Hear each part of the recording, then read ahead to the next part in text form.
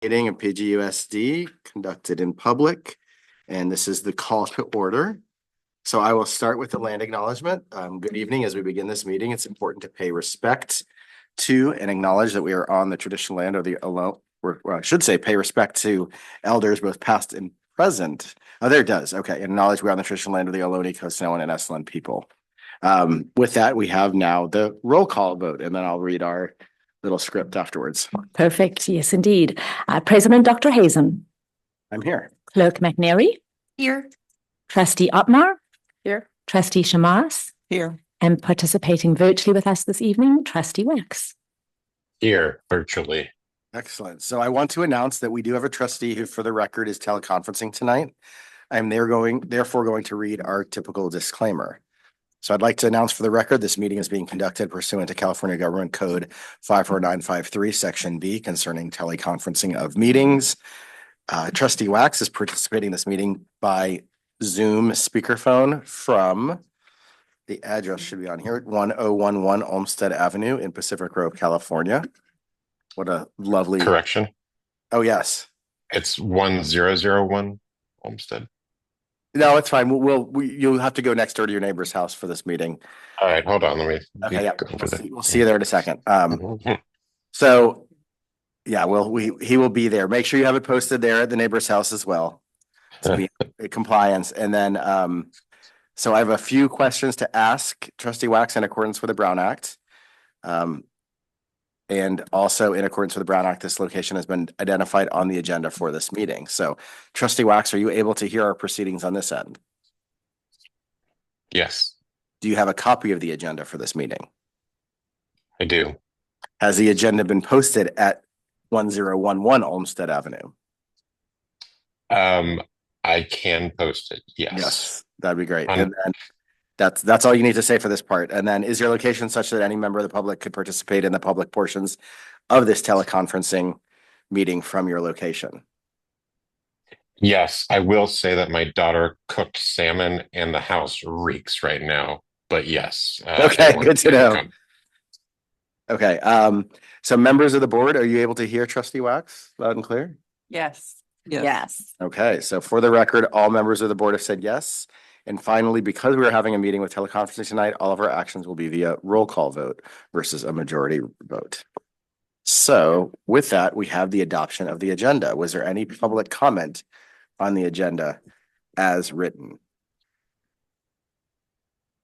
See none. How about from the board? Any questions or concerns? Okay, that's great. So with that, I will make a motion to approve the agenda as presented. I get a I'll second? second. Okay, motion was made by myself and was seconded by Clerk McNary. Roll call vote, please. President Dr. Hazen. Yes. Clerk McNary. Yes. Trustee Otmar. Yes. Trustee Shamas. Yes. And Trustee Wax. Yes. Excellent. So it passes 5-0. With that, I will identify our closed session topics. The Board of Education will meet in closed session to consider matters appropriate for closed session in accordance with Gov Code, negotiations, collective bargaining session, planning and prep between PGTA for 24-25, Government Code 3549.1, and CSEA for 24-25, Government Code 3549.1, and then a public employee discipline, dismissal, release, leave complaint, Government Code 54957. Any public comment on any of those items? None online and none in the room. I will adjourn us to closed session and we'll see you in the other room shortly. Trustee Wax, thank you. I'm bringing us back from closed session and reconvening an open session. So reporting actions on item 1, negotiations with PGTA, information was received. Items 2 on negotiations with CSEA, information was received. And for item 3, the public employee discipline, dismissal, release, leave complaint. There were 2 items. For one, information was received, and for the other information was received and direction was given. And so I also wanted to just report out that Trustee Wax had to leave at 6 p.m. of closed session and should be back with us shortly. With that, we now have the Pledge of Allegiance. And Beth, could I have you lead us in the Pledge of Allegiance?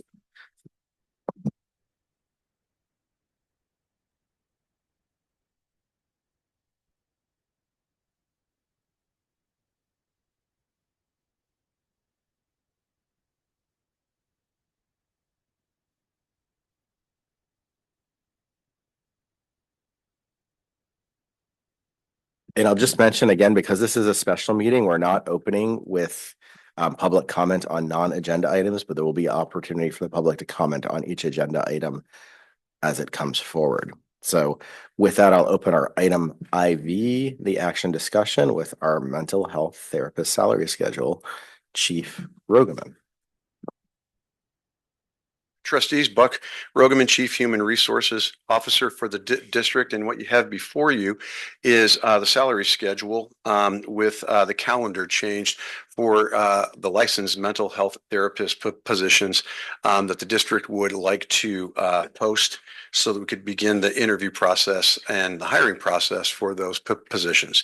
You will recall that we went through a classified layoff in order to redesign the job description that we have. And also part of that redesign was to extend the work year so that our current mental health therapists would be under contract to be able to work a portion of the month of June to be able to provide services to our students who are in the extended school year program. The students that are in ESY are students that are on an IEP, and some of those students are going to have mental health services that need to be provided. In the past, we've been under contract with Monterey County Behavioral Health, and now that we are going to have our own mental health therapist serving the special education needs of our students, this extended calendar is necessary. The calendar goes from a 185-day calendar to 217 days. Of those 217 days, 14 of them are recognized local holidays, which leaves 203 work days. Of those 203 work days, because these are going to be classified employees, they will be earning one vacation day a month for the year. So there'll be up to 10 vacation days that the licensed mental health therapist will also be able to take. So in that 203-day work year, there's also the possibility of 10 vacation days, which would bring a total number of 193 days that they'd be working, although it is a 203-day work year. I hope that is clear. And so what we're asking for the board to do tonight is to approve the salary schedule. There is no fiscal impact as the annual pay for the licensed mental health therapist remains the same. Thank you for that presentation. We open up for public comment. If there's anyone in the room or anyone online that wants to comment on that item. Okay. Now we go to the board. Everyone's looking. Okay, yes, please, Trustee Otmar. So just a couple questions that came up for me, just for clarification. So when this is coming forward, is this something that the mental health therapists are accepting of? So they are aware of it, and I had a chance to kind of explain the 14 holidays to them today, as well as the vacation days. I think there is some concern about the extension of the year with, the salary remaining the same. This is the salary that the district has decided to bring forward.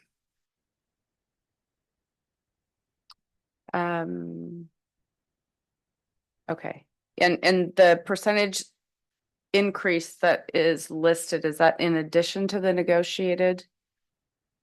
No. So that this salary schedule as it currently stands would not reflect any negotiated settlement. Any settlement that is negotiated with our other groups, typically what the board has done is given us the direction to apply that increase equally across all of the employee groups.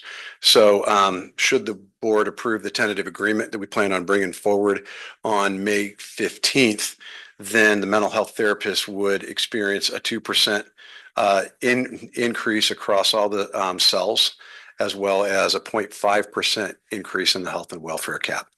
Okay. I feel like I just have to voice this, and I could have done this via email, but I want the public to kind of hear where I'm at. And I do want to make sure that our mental health therapists are feeling solid about the increase in days that they're working, because I want our mental health therapists to be mentally healthy. And I understand that that can't always be the case, but I guess I'm just trying to figure out what the feedback is as far as if it seems as if I don't want to live in fear that we're going to lose somebody, but I just want to make sure that we're caring for them as they care for our students. And I understand the need for them to be there more, but I just want to make sure that there's a balance. And I think that we can share the feedback that we've gotten. The thing that's a little, uncomfortable for me in a public setting is I've only heard from two. And so if I give feedback in a public setting, it's very easy to identify Okay. who you're getting the feedback from. So I'll be happy to share some of the communication that I've gotten with the school board members. Okay. Thank you. Sure. Thank you for that. I am interested in having that before I would vote on this, though. Well, that's my own thing. Okay. Thank you. But I'm still interested in hearing. Appreciate that. Comments from the board? Thank you for catching and capturing the change. I'm in support of this as we move forward to hire our own people.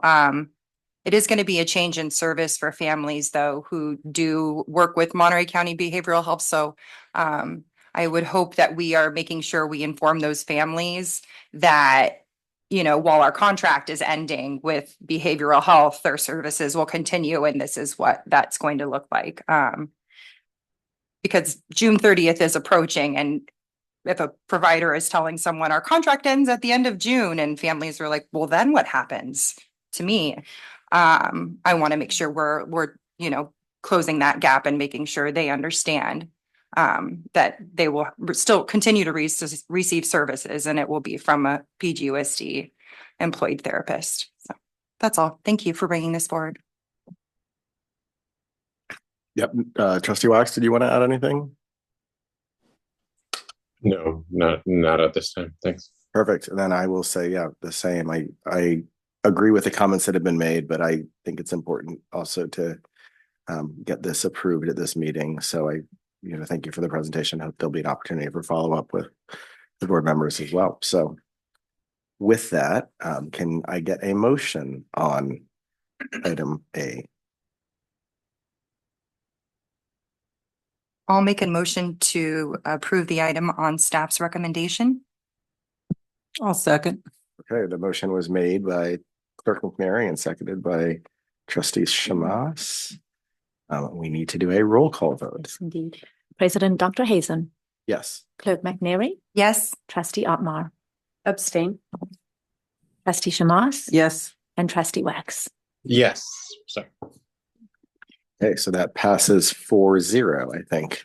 Be there, record that. Thank you very much. And I think you're up for the next one as well, Trustee. Yes, we're bringing a few job descriptions before you. One of the things that our department is doing is looking at making sure we have a job description in place when we go out to hire, so that the roles and responsibilities are clear for all of our employees when they apply for jobs, or I guess there are future employees when they go to apply for jobs. So the first job description that we bring before you today is the speech language pathologist in person. The reason why we made the designation of in person is that there are some people that have inquired about being a speech language pathologist for the district and working in a remote mode. The district feels that the highest quality services are presented in person. As someone who has received speech service in the past, I think the district is making a good move in that regard. I think that the in-person services have a great advantage over those that occur over a screen. And so what you have before you is the job description. We did share this with one of our speech language pathologists to gather input.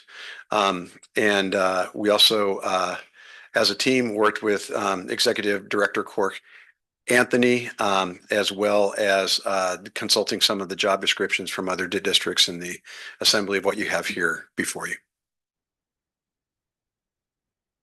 Great. I'll kick us off quickly with just one question on that. Noting this, what happens if we end up with another, COVID-like situation? I mean, that doesn't, there'd be an emergency action that would allow this person to still work remotely, though, right? Correct. Okay.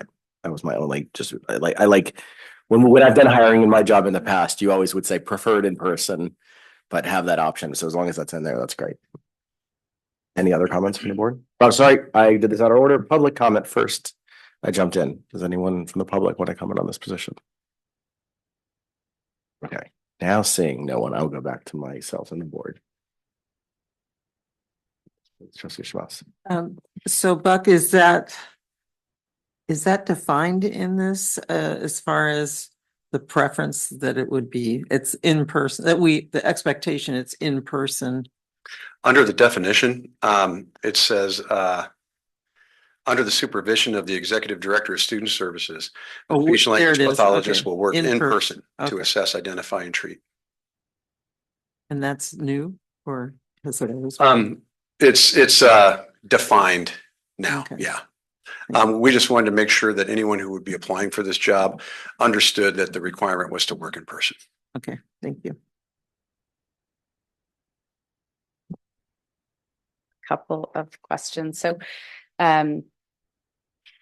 this job description, and I think, and the additional job descriptions that follow, these are current positions that are just having revised descriptions.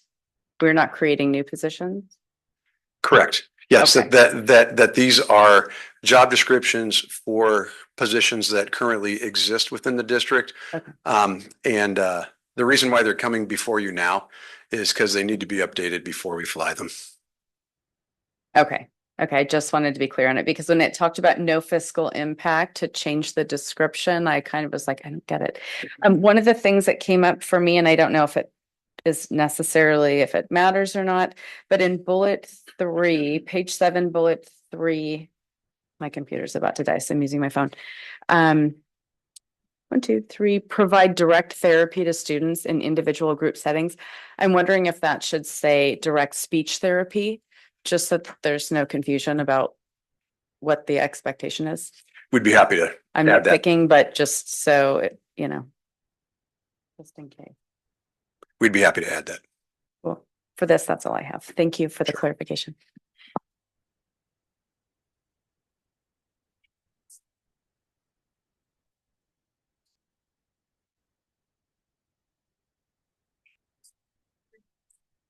Thank you. Not seeing comments online from Trustee Wax or in the room. I was going to just recommend or go ahead and make a motion that we approve this with the addition of the word speech to bullet 3. I'll second. Okay, motion was made by myself and seconded by Trustee Otmar. We go for our roll call vote. President Dr. Haysom, Yes. Clerk McNary, Yes. Trustee Otmar, Yes. Trustee Shamar, Yes. and Trustee Wax. Yes.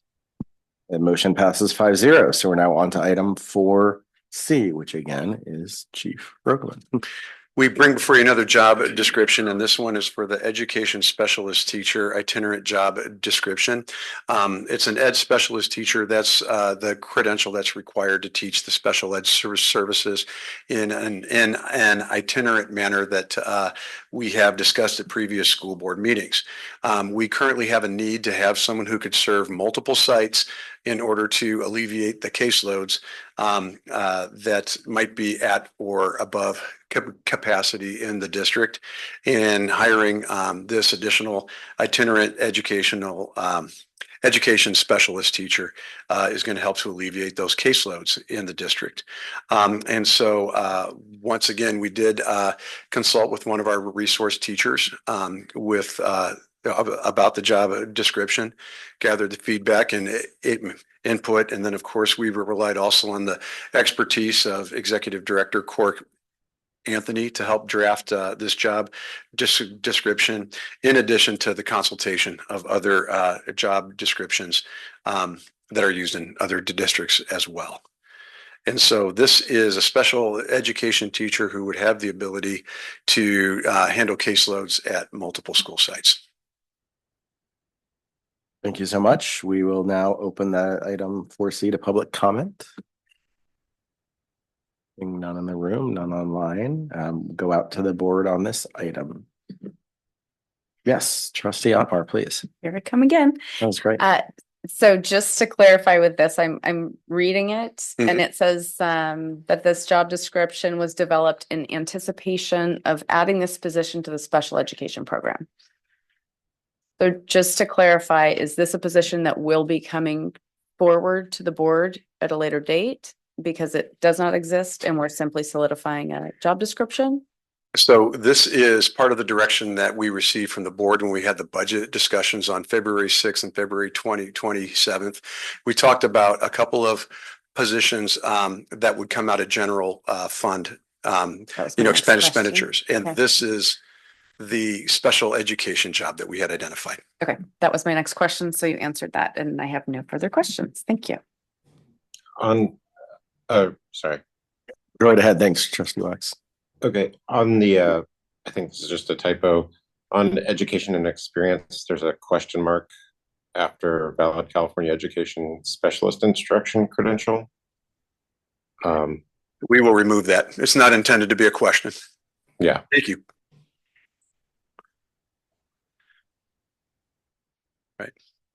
I have one more question. Because it's an itinerant position, how will the home site be assigned? And is that anywhere in here or where's that addressed? How the home site is going to be assigned is where the person will have the majority of their cases. So if it came out to be even, then we would make the decision in consultation with the employee. Yeah. Okay, not seeing any other hands shooting up.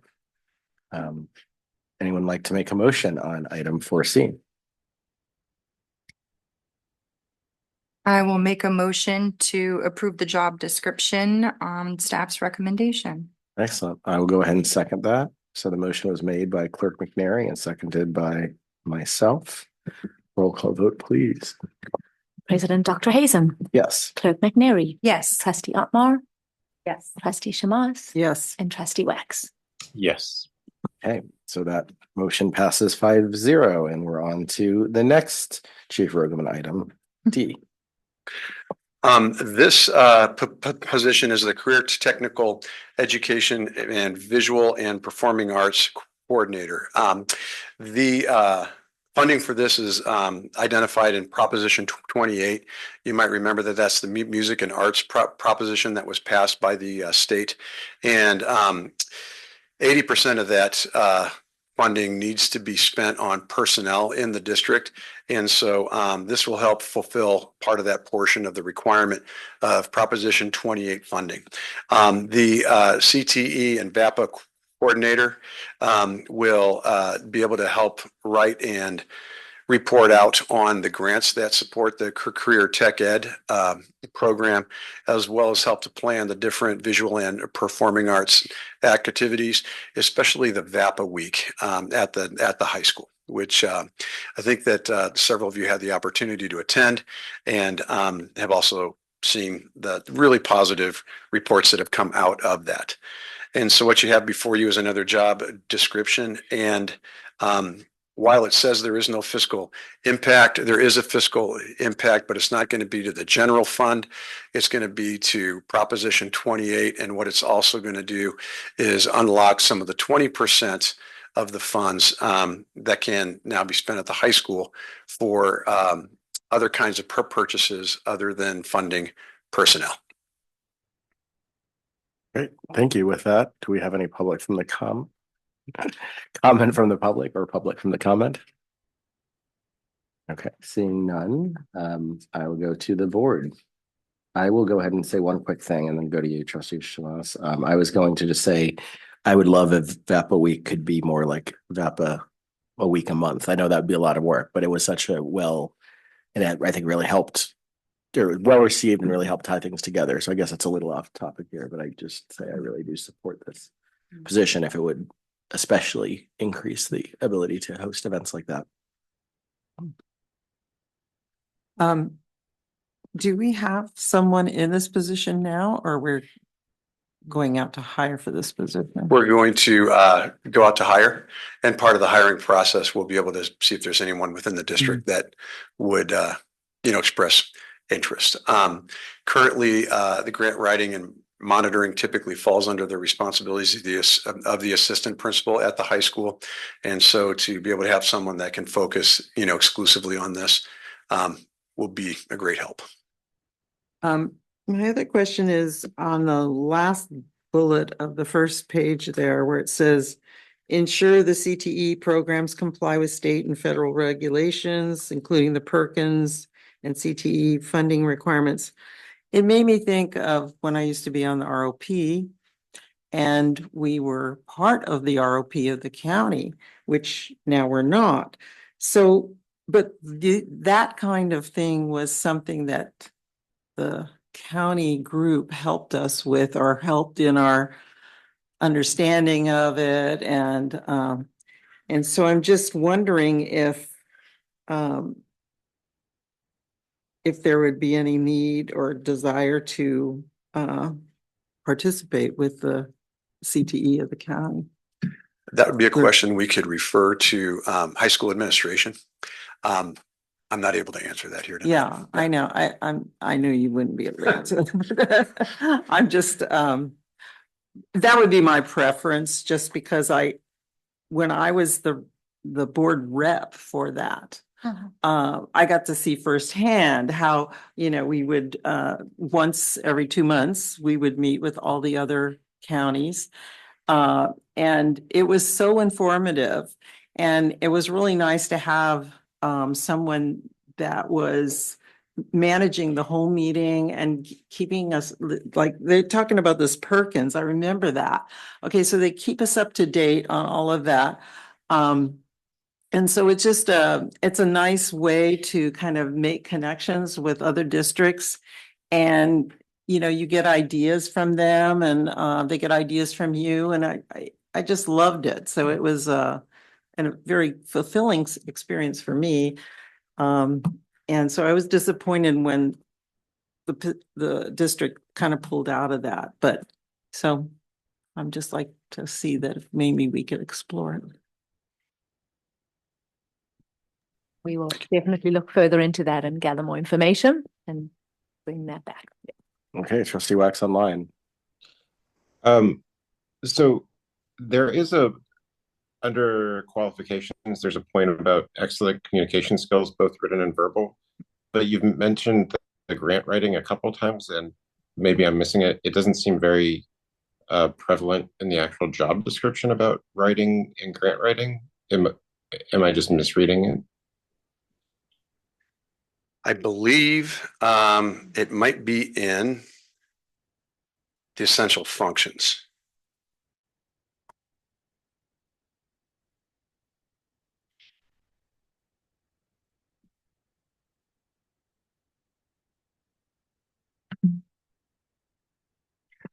I'm going to cheat.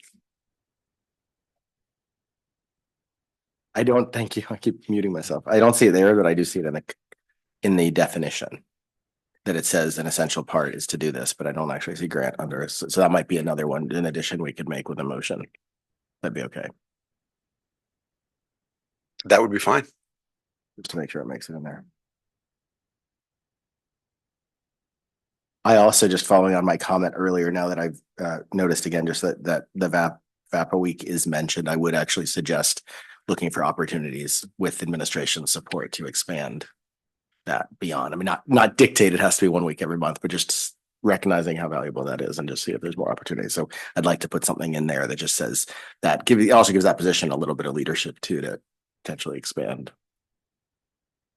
Folks on the board agree. So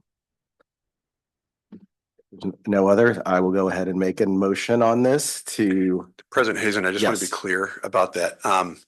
That is not a recommendation to include in a job description. It's just something for us to bring forward to administration as a possibility. I would like to have it in the job description, look for opportunities to expand VAPA like that, like to have more. But that's what I guess if that's appropriate, unless you would rather it just be brought up to administration. I guess I'll ask your opinion on that. If you think that'd be better.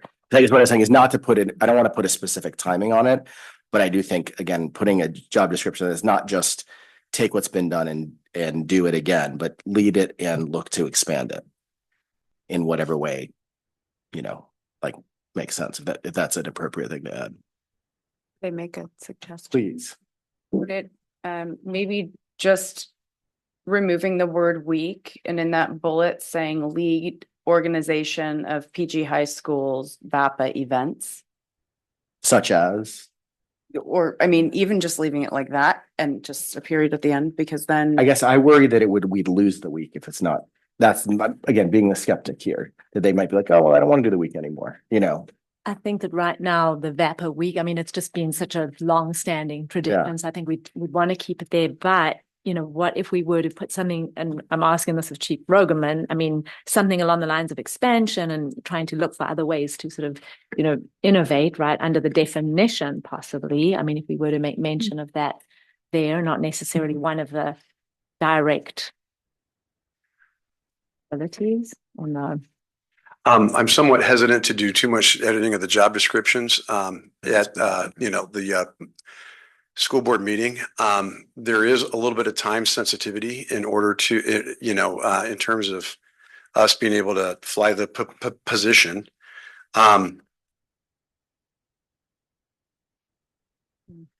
Would you be comfortable with the grant writing portion of it, or do you feel that would be another one we could wait? Because I'd be happy to have the VAPA week expansion or the be part of more of direction rather than the job description per se, if that's better. But I think the grant writing skills seems more. It feels like it's more appropriate as direction rather than in addition to the job description. As far as the grant writing, that last sentence of the definition, I think pretty clearly states an essential part of this position is to write annual Perkins and CTA grants. Yeah, I think the concern though, as well as apply to other grant opportunities that will support, is that it was written in or as communication skills, but it seemed like there should also be some writing, like grant writing skills should be part of the. That I think we can add. Okay. Yeah. So then maybe that's what I will, unless anyone has, because I thought that was a really important point brought up. Because we want someone to be hired knowing that not only is it part of their job definition, but it's going to be an ability. Okay, good. That's understood. Okay. I will make then a motion to not do what I said, but to go on the recommendation of Chief Rogerman as presented, but adding grant writing or at least writing skills to the abilities. Qualifications. Yeah, or qualifications. So. can I get a I'll second. Excellent. So the motion was made by myself and seconded by Clerk McNary. So we will have roll call vote again. President Dr. Hazen, Yes. Clerk McNary, Yes. Trustee Otmar, Yes. Trustee Shamas, Yes. and Trustee Wax. Yes. Okay, that passes 5-0. So now we're on to Thank you. item 5A. Thank you so much for those presentations and a long period of standing in a row. 5A, which is our information discussion on the LCAP community input update. So I think we break to our more personal table. Everybody grab your mics, except for you, Trustee Wax. You can stay seated.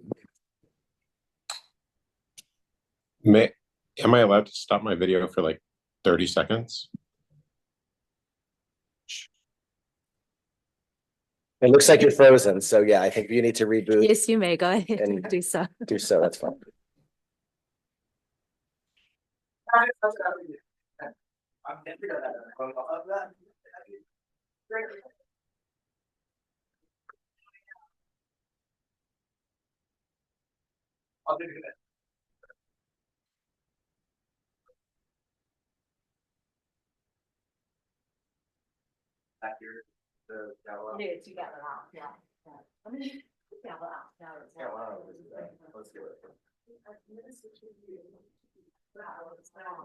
Do you mind?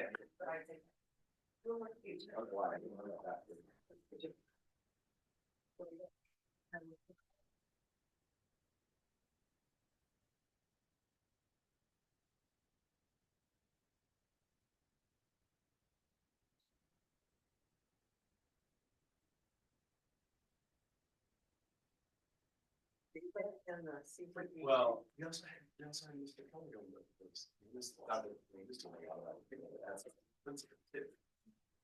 that's really all.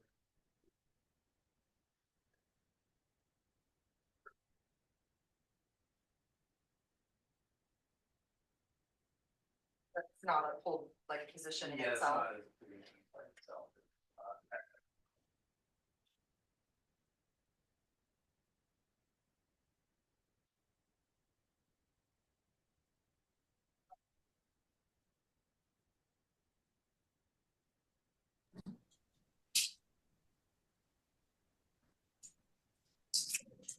All that, and I kept telling Linda, and she was looking at me like, okay, Jen, just makes a note of it, but I knew I was not making sense.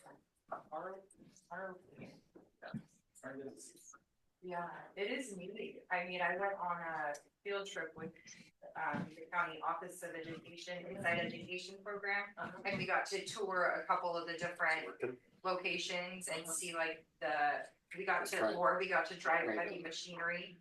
Like we got to operate it and the kids were learning how, so it's like right after this, you can get a job in the field. Yeah. And you've got a skill that's employable. Yeah. And they were learning how to be car mechanics, but for like electric vehicles, because that's where the market is. Hopefully you were pretty cool stuff. Yeah, so it feels like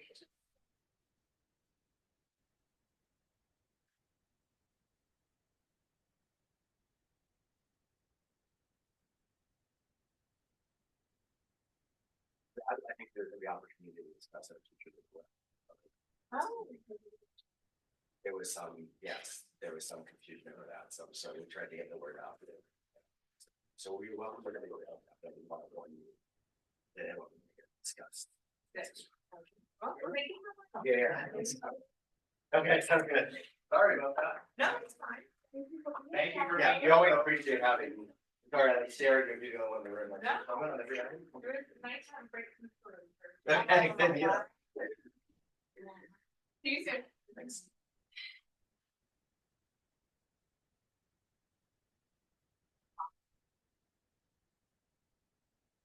Okay, we are now at our little table, and I think Dr. Hagquist, you have the mic. All right, Larry Hagquist, Executive Director of Educational Services, here to facilitate the 24-25 LCAP Board Study Session. For your convenience, there is a report available in the board packet. That the slides that I'm about to present are really summaries of some of that board packet information that's available. And throughout the presentation here, I'll refer to pages in the board packet from which the slides are derived. We'll start with an overview.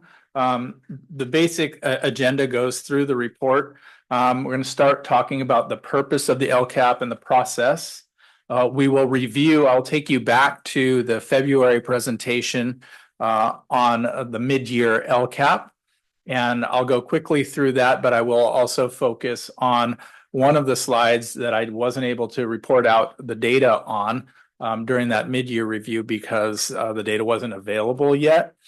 And then we'll go through the stakeholder engagement process and timeline, my approach to data collection. We'll go through student survey highlights of the California Healthy Kids Survey, families and staff survey, California Healthy Kids, school climate report cards also available through California Healthy Kids Survey, state testing performance, which I reported on in November. I'll go real briefly through that because there's an in-depth presentation that I did to the board in November about the state testing performance. The California dashboard summary. Then we'll get into local assessments. What are some of the local assessments that we use to inform our processes, including MAP, DIBELS, core SEL. Then I'll get into the qualitative input that we gleaned through several different community input meetings, parent advisory committee meetings, student advisory committee meetings, DLAC meetings, and so on and so forth. We will go through the data that is organized by goal, LCAP goal. So I've taken a lot of that qualitative data and I've organized it by each goal. Goal 1, academic achievement. Goal 2, social emotional learning. Goal 3, intervention and support. Goal 4, cultural proficiency. And then we'll just get to the summary of the presentation today. I'll highlight student voice toward the very end of the presentation. give a summary of the key findings, and talk a little bit about the next steps for LCAP development. So starting with the purpose of the LCAP process, this is the guiding document for our district. It helps us with funding and planning. It is required of all LEAs in public schools in the state of California. It is a 3-year document. We are currently in year 1 of the 3-year LCAP for Pacific Grove Unified. This document outlines the district goals, the actions and services, as well as expenditures of our district that are related to the overall goals of our district and our core values. One of the most important part of the LCAP development process is the stakeholder engagement. And so I will review today the various ways that we have included stakeholder input in our process. This is a slide from the mid-year LCAP presentation. I said I would go briefly through these. You will recognize that this is goal 1. This is the language of goal 1.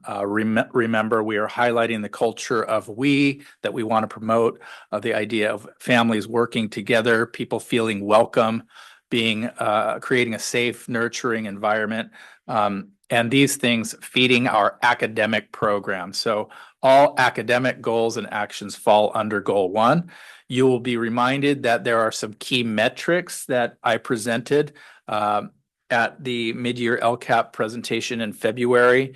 If you recall, the arrows reflect the most current data, and where we have a star, it means we've already met our 3-year goal. So some of the academic metrics include graduation rate, A through G, CTE completion rate, AP pass rate, etc. Goal 2 is our social emotional learning goal. This is some language here. You'll see some overlapping language because all of these goals align with our core values of belonging, safety, and prosperity. So words that speak to those things are things like school connectedness, feeling connected, learning environments that are emotionally safe. Key metrics related to the social emotional goals. Some of them include chronic absenteeism. That's going to be an area for growth in our district. Caring adult. This comes from the survey work that we've done. Questions like, do the teachers and grownups care about you? We want students answering yes, most or all of the time. Active partnership, encouraging active partnership, getting people involved. That's one of the things that we really, really tried to focus on in this LCAP development process. Goal 3 is academic support. This is where intervention programs come into play with the goal of closing the achievement gap, making sure that we are meeting the needs of all students, providing targeted intervention for students who need extra support. And increasing scores, academic scores across the board, not just for our highest performers. Some of the metrics related to this include the ELA math CASP results, as well as the EL progress, the English learner progress rate. Again, you see a gold star there. Finally, goal 4, this is our cultural proficiency goal. You'll see, again, culture of families working together, families feeling welcome, culture of belonging. This language kind of runs throughout the entire LCAP document because we really do feel that we need to educate the whole child, right? And our approach to academic achievement is a whole child approach where we're considering the social emotional needs, intervention needs, etc., as well as cultural backgrounds. Some of the key metrics here were presented at the last meeting, and this was answered never or once or twice to racial bullying, and you'll see 77%, African American 38%, American Indian 100%, Asian Filipino 97%, Hispanic Latino 85%, Pacific Islander 100%, 2 or more 77%, white 94%. On the next slide, you'll see that we do now have the current data. So this data has been updated. You see 24 and 25 on the right. And so you see the comparison data. You see good advances for the all category and quite significant advances across the board. Please note that in some of these categories, and last year we used Qualtrics for this survey data, and I was able to create my own instrument that mirrored the exact same language of the Qualtrics, and so I had to go in and tabulate these scores. And one of the things that I notice is like the really, really small n values. Like when you have like a racial group and you've got 8 students, you're going to see a lot of fluctuation in the percentages. So if you're thinking, wow, that's incredible growth, we're really thinking maybe 2 or 3 changes in the responses there. And then you have this is the belonging question. So if you go back to item number 3 here, item number 2 I did not include because it was already presented at the February meeting. This was answer disagree or strongly disagree to the question, this school provides instructional materials that reflect my child's culture, ethnicity, and identity. So you can tell just by the question that this was a parent survey question and it came from the California Healthy Kids. And so I had that data back in February. However, the belonging question, agree or strongly disagree, I belong at my school. I mean, that just strikes at the core of what we are about in Pacific Grove Unified. I mean, we want our students to feel like they belong. And so you see that ethnic breakdown right there. And here is the current data. So you see once again, a big jump in the numbers of students that are answering agree or strongly agree to the question, I belong at my school. You see jump in the African-American population, again, significant jump, but recall that the n values are pretty small. You see a little bit of a small step backward in American Indian, a small step backward in the Asian population, a step forward in the Filipino population, Hispanic, Latinos, considerable step forward, Pacific Islander, a little bit of a step backward. And it's interesting because the question, there is like a category for Asian, and then there's also a category for Asian Pacific Islander. So I just mirrored the questions that were asked in the Qualtrics survey, and so you could see them both. And then there was also the separate Filipino category. Yes, and exactly, and that was the most populated category. Interestingly, that people consider themselves 2 or more. That was higher than Caucasian or the white. So we had large numbers of students that were 2 or more, and that jump kind of mirrored the overall jump. And then you had the white category that also went up. And so that's just an update on the metrics, some of the metrics that are associated with our cultural proficiency goal, which we look to be making some strong progress in that category. So this is the stakeholder engagement timeline. This is on page 3 of the report that I provided to you. It's a big, long list of all of the different stakeholder engagement sessions that I was involved in, that we were involved in. And this is just kind of an overview month by month. We started out with ethnic studies meetings in the fall, knowing that we were going to be having to implement this program 25-26, beginning of next year, and that development of that program necessitated considerable input from the community. Student engagement, November, we held NCBI meetings with PGMS and PGHS. NCBI is a National Coalition Building Institute. Good question.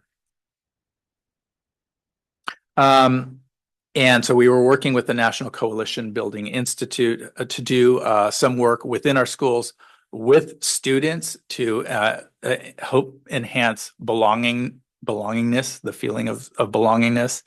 We did some survey work through them, and also some of that anti-bullying work that has been being done at the sites is a kind of an outgrowth of that work. We held community partner meetings for ethnic studies throughout December. We had a big cultural proficiency event in January, on January 29th. And we had a student advisory committee meeting in January. In February, I presented the mid-year, so you just saw some of those slides, and had a draft of the local control accountability plan with the funding up to that, or the budget up to that point. March, more student advisory committee meetings at all sites, and community input meetings. And then here we are in April, looking toward June, where we're going to be making some final revisions. The data collection approach, this is just a combination of qualitative and quantitative data. When you work with data, when you're looking at quantitative data, you're looking at, Likert scale data, things like that. There's different levels of quantitative data. When I say levels, I guess what I really mean is there's different levels of validity and reliability, and there's different levels of inference that we can really make from the data that we are collecting.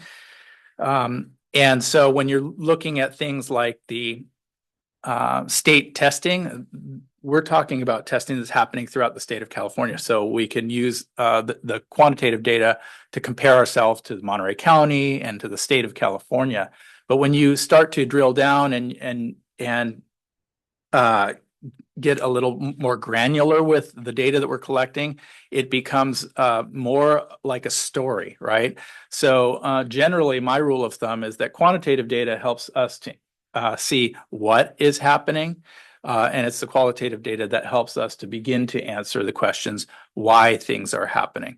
And as you can imagine, there are a lot of different opinions as to why people think certain things are happening.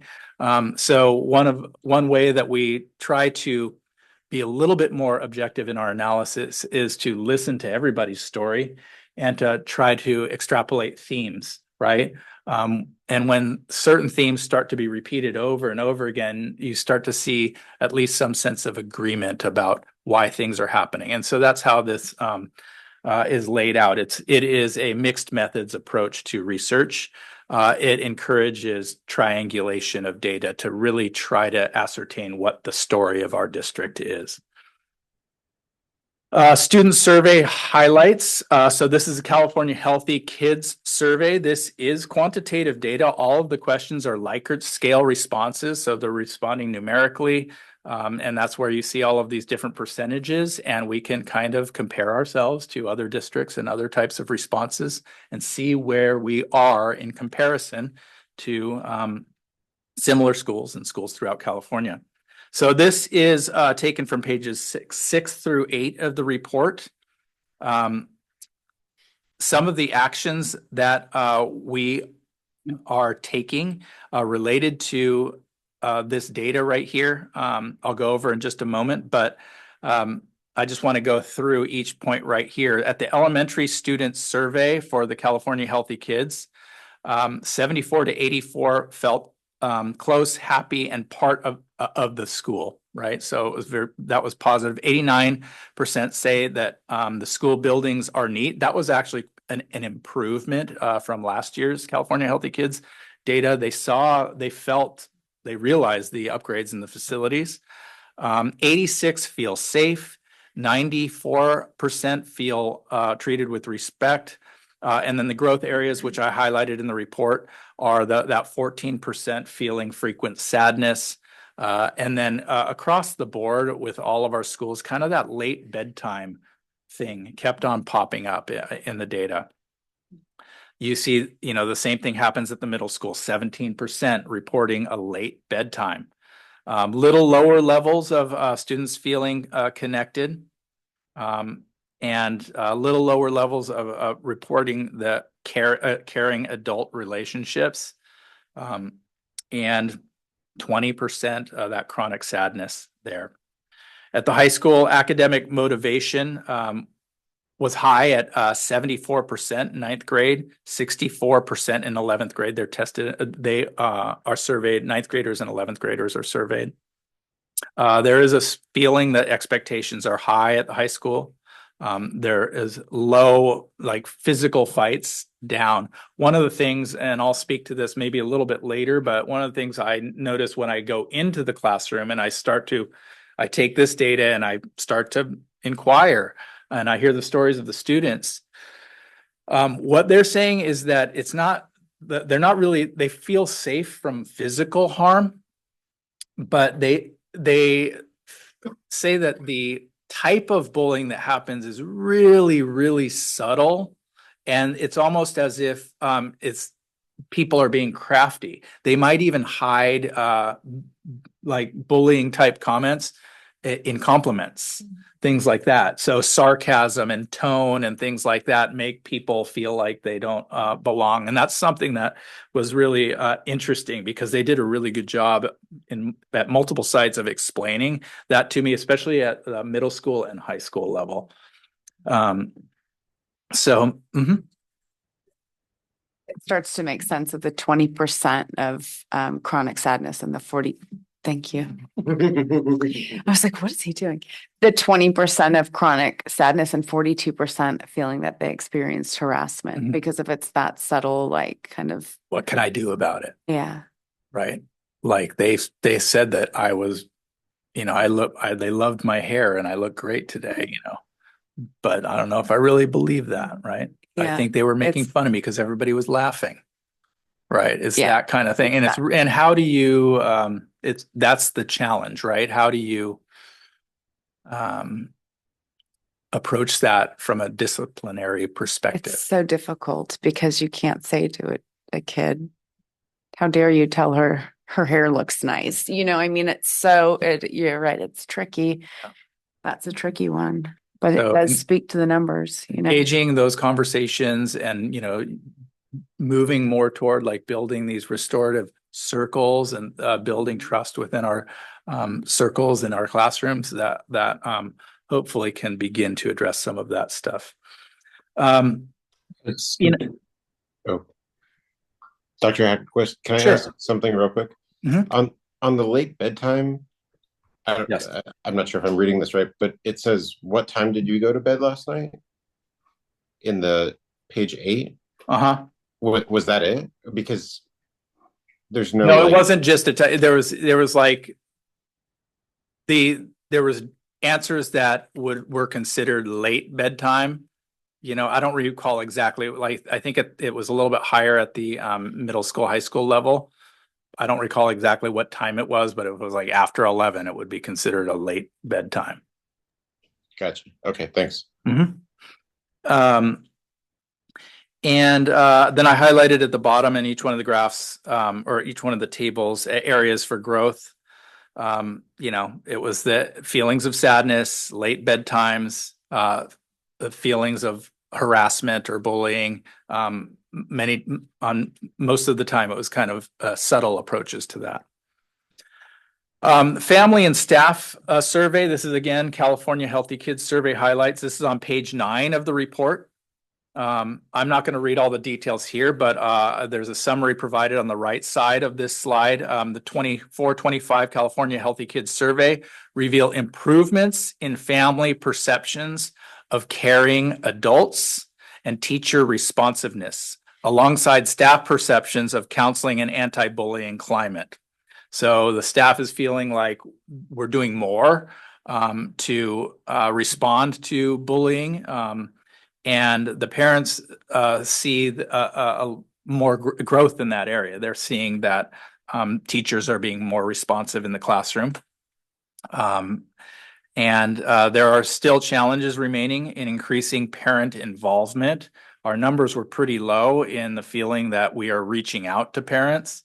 And that's something that we will continue to work on. We've implemented some measures already in trying to get more parents involved. One of the things that we see as an administrative team is a lot of the same parents being involved in everything, right? So if I have a parent advisory committee and then I have a community input meeting, I've got like the parent advisory committee members coming to the community input meeting, and we're really just trying to get as broad a sample as we can of parents so that we really can. And this is always, I mean, there's always a challenge though. And I think it's one I know for myself before being involved with the board in any way, is really difficult sometimes just to figure out. Sometimes there's so many opportunities to get involved. It's not really like, it's almost like we need a career day for parents. Yeah. Like here are all the different ways, like maybe on the back to school at the beginning, you would say, here are all the different ways that you can engage in your kids' education and like kind of lay that out through you. Like this is coming, you know, because it is, otherwise it can be either both overwhelming, but also like I also know from friends that there still is that parental viewpoint, like the school's in charge of this, not me. So why do they want like, how do I know that they want my opinion? Is it really, so it's a really tricky push-pull. That's a great point. And also, we've heard from parents that I gave you my opinion, but like if it gets kind of drowned out by other voices, or if it doesn't rise to the top when it comes to, the analysis, then they're feeling that they've wasted their time. Right.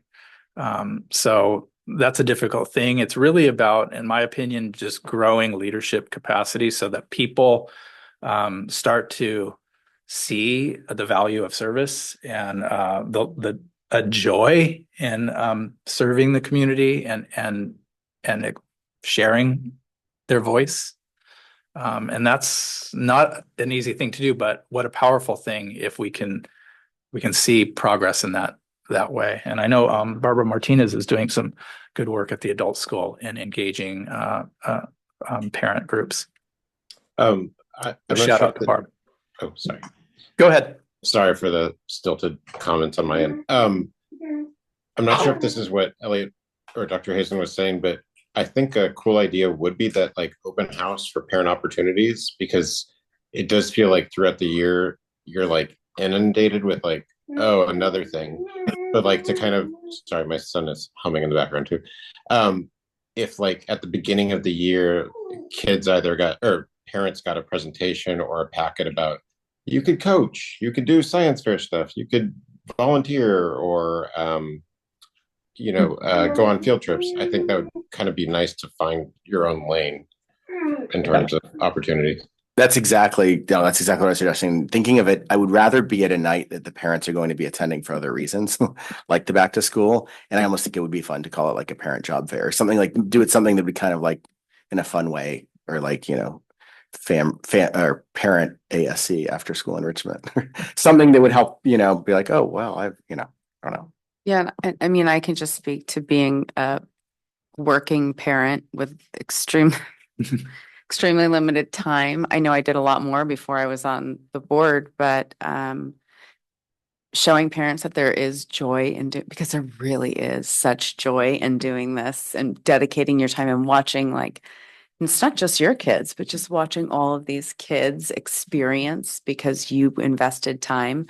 I think it shows them that it's valuable. And so doing something like what you guys are talking about, I mean, I think that has great potential, but showing parents value and doing it in a way that's sort of condensed and exciting and passionate, I think that would have a big impact too. I think that's really cool. One more follow-up, and I know this is not really the main focus, but I also do think it would be really cool to kind of like get some sort of maybe database to official award, but like know what parents do. So like you're in radiology, maybe you could come in for a presentation or something. Just like, so if we ever need to call on certain parents, we kind of like know some experts to go to. I've thought about that previously, and maybe that would be a good thing to tie into this hypothetical that we're randomly bringing up. I would love to do that. I won't bring anything nuclear in, I promise, but that would be really awesome. And just to respond to your comment, trustee Wax, this is exactly the time to mention stuff like that. I mean, that's what the LCAP goals are for. So yeah, please don't feel. And I'm taking notes. Oh, and I'm doing my best here too. So thank you. See, I just got really excited. That's That's way good. to go, Mike.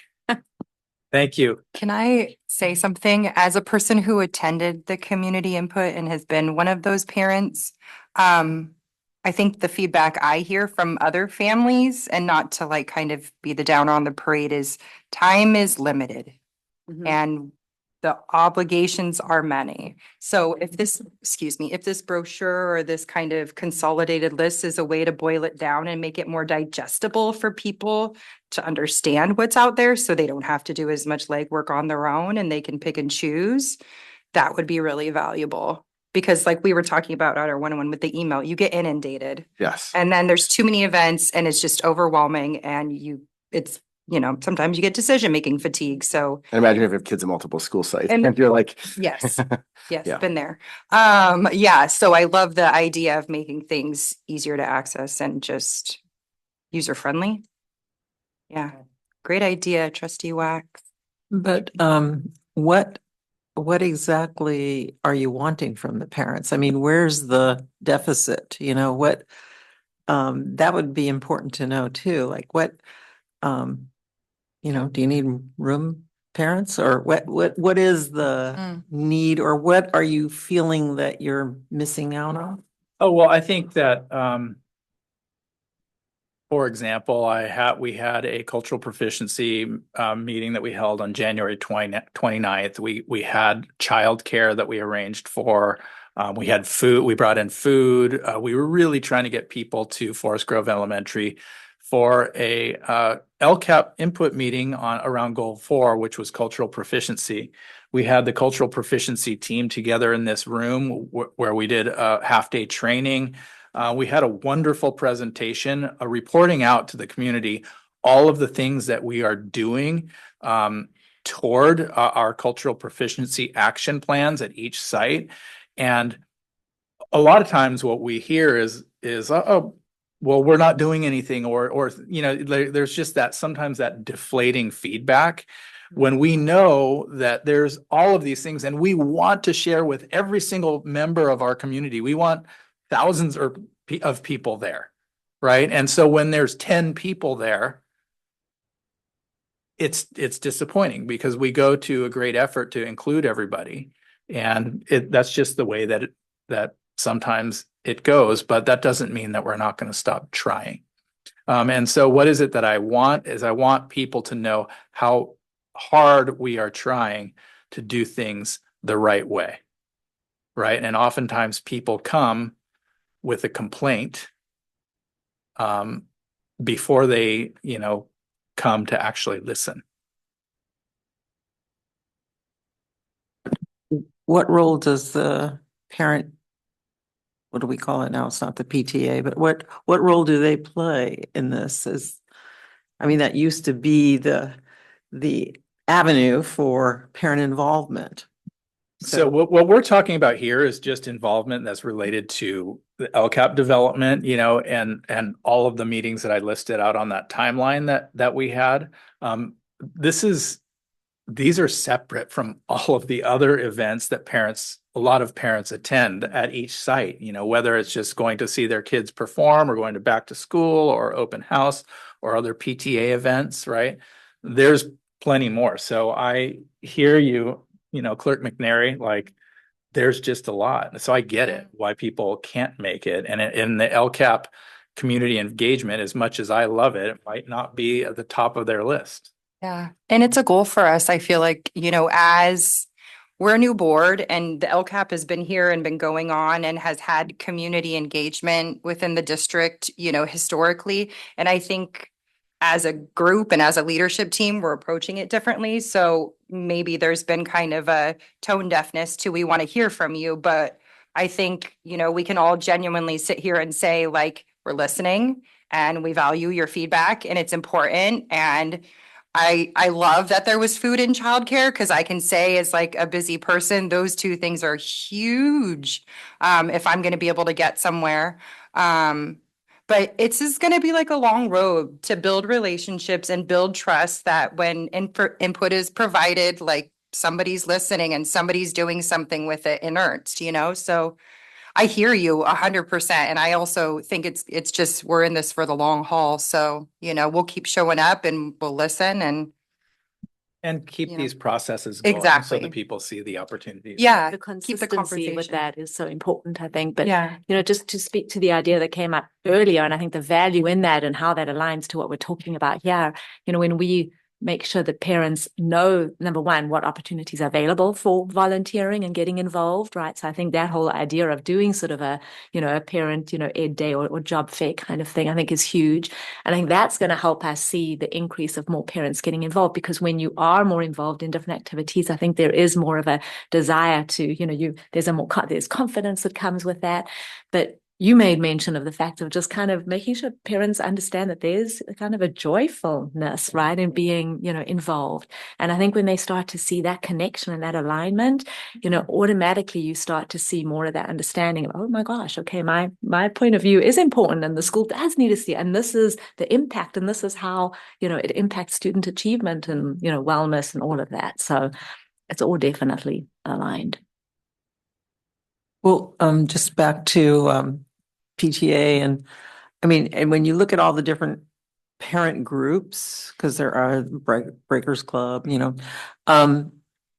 So I mean, you could ask a representative of each of those to be a part of this. Did you? I mean, I'm just Yeah, thinking we because actually, yeah. we made quite a bit of progress with recruiting people, you know, from that meeting that I was talking about. We did things like we had a telethon. we were calling people, and we actually got a lot of positive feedback saying, I'm at this meeting because I got a phone call from so and so. And so that was really was really great. So we got a lot of those parents. We also want to be careful about not taxing the same parents over and over and over again. I remember doing that when we were doing the accreditation at the high school, right? Same thing, because you have to bring so many groups together, right? Okay. So that was still on California Healthy Kids. That was a family and staff survey feedback. And just the summary there is that there has been improvement with respect to belonging and safety, based on the perceptual input from those surveys. The California Healthy Kid also provides school climate report cards. This slide is basically derived from pages 11 and 12 of the report, tables 1.7 and 1.8. On the left-hand side, you see 3 highlighted areas of the school climate report card for elementary. The 3 highlighted areas are high expectations, perceived school safety, and rule clarity. These are areas where scores were exceptionally strong. You'll see the gray bar, which represents this year, that PGUSD scores are well above state averages indicated by the gold bar. So this is a 3-year running, the different colors represent the 3 different years. And this year is, for example, high expectations, 95%, right? Felt at the elementary level that there were high expectations. And then the state averages being in the gold bar right there. On the right side, and this one's going to need a little bit of explanation because there just wasn't enough space to include it in there, but this is a reflection of the report and table 1.8 in the report. So this is middle and high school. Middle school and high school. The first 3 bars over here are middle school. The second 3 are high school. And let me explain what each one of those are. Starting from the left, this one right here, you see it's middle school in the category of meaningful participation. So again, these are the positives, right? So meaningful participation score, 31. Middle school promotion of parental involvement. It was right here, I think. What does that say? I think it's 16. My eyes are The second one, right? yeah, this one right here. 59 for the 59 year, yeah. versus 52. Yep. And then you have the third one, which is middle school, no mean rumors. This is a growth area. So the third one is the growth area, right? And this is where it reflects exactly the story that I heard in the classroom about the way that people spread mean rumors, right? So how do we tackle that problem? And then the same thing here, you've got the strengths and growth areas at the high school level. So in this one right here is school connectedness. You also have perceived school safety, which is this one right here. And then finally, the growth area, no mean rumors, same thing. These graphs are put together by the. No, these are just reflections. This is just a different visual of what is in the packet that is in the board packet on Got it. pages. Okay, because the data scientist in me, the stacked bar graph, I want to add up to 100, which Oh, yeah. you can't actually add up these scores. No, so no, like, no, it's not. Yeah, it's not no, that way. yeah, okay. And so this is from pages 11 and 12. So if you want the actual data, you can go in there. But this one, it just didn't have the categories right here. So that's what I wanted to go over. And then state testing performance. Again, I presented on this in November, quite a detailed presentation to the board about our state testing results. So just wanted to really briefly touch on this. PGUSD maintains higher proficiency rates than county and state averages across the board. And so it's really a strong indicator. Our testing results, something that we want to be proud of. As far as our core values go, prosperity, it speaks to the academic prosperity of our students and the strong instruction that is happening in the classrooms. California dashboard summary. If you go to the California dashboard, you see there's a lot of color coding in these dashboards. Red is typically indicating like areas of need, green is and blue are areas of strength. So you have, this is from table 2.5 on page 14 of the report. As the state testing results showcase, the dashboard metrics related to academic performance are high. We can do better in two areas where one would be chronic absenteeism, where we had a low rating, and a suspension rate where we had a medium rating. And I assume that's based on per capita, right? Yeah, it's per student. Yep. Yeah. So total numbers, but we have a little over 1,700 students. So our rates were medium there as far as suspensions go. And then we move on to local assessment data, and we'll be going over some of our local assessments, including MAP, DIBELS, core SEL, and then we'll talk a little bit about the middle and high school core SEL findings as well. This goes over what, if it's already written in the report, but it goes over what each report, the type of information that it offers. The MAP assessment gives data on student growth. It's really valuable to students themselves. It's valuable to the families if they want to see their child's growth over time. And one thing that we know about growth is that it's not always linear, that sometimes you have to take 2 steps back before you take 3 steps forward. But over time, you see it's kind of like the stock market, not right now, but like in general. Yeah. So it's too close to home. But the question I was going to ask on that for the MAP, I saw in there you had like there was 1 year cohort tracking, right? So you could see how they so it was able to like take a 9th grader in 23, 24 and then see how they did in 10th grade. But is there a possibility of getting that longer? Because I think we used to have like a multi-year cohort tracking to be able to get away from that, like, okay, all these are showing 1 year trend down, but what's the overall bigger trend? Yeah, I mean, this is just what I provided in this report. Right. And there's just, you can get really into, the map data is really a lot for the sites to use as well. So it's like for the students, the parents, the teachers, the site administrators, and then what I provided in this report is just kind of Right, the high level, yeah. just district level. Well, because the reason I bring that up, and again, because again, I love the data side, I love the cohort tracking, and so I mean, all of our scores were pretty much looking really good from MAP.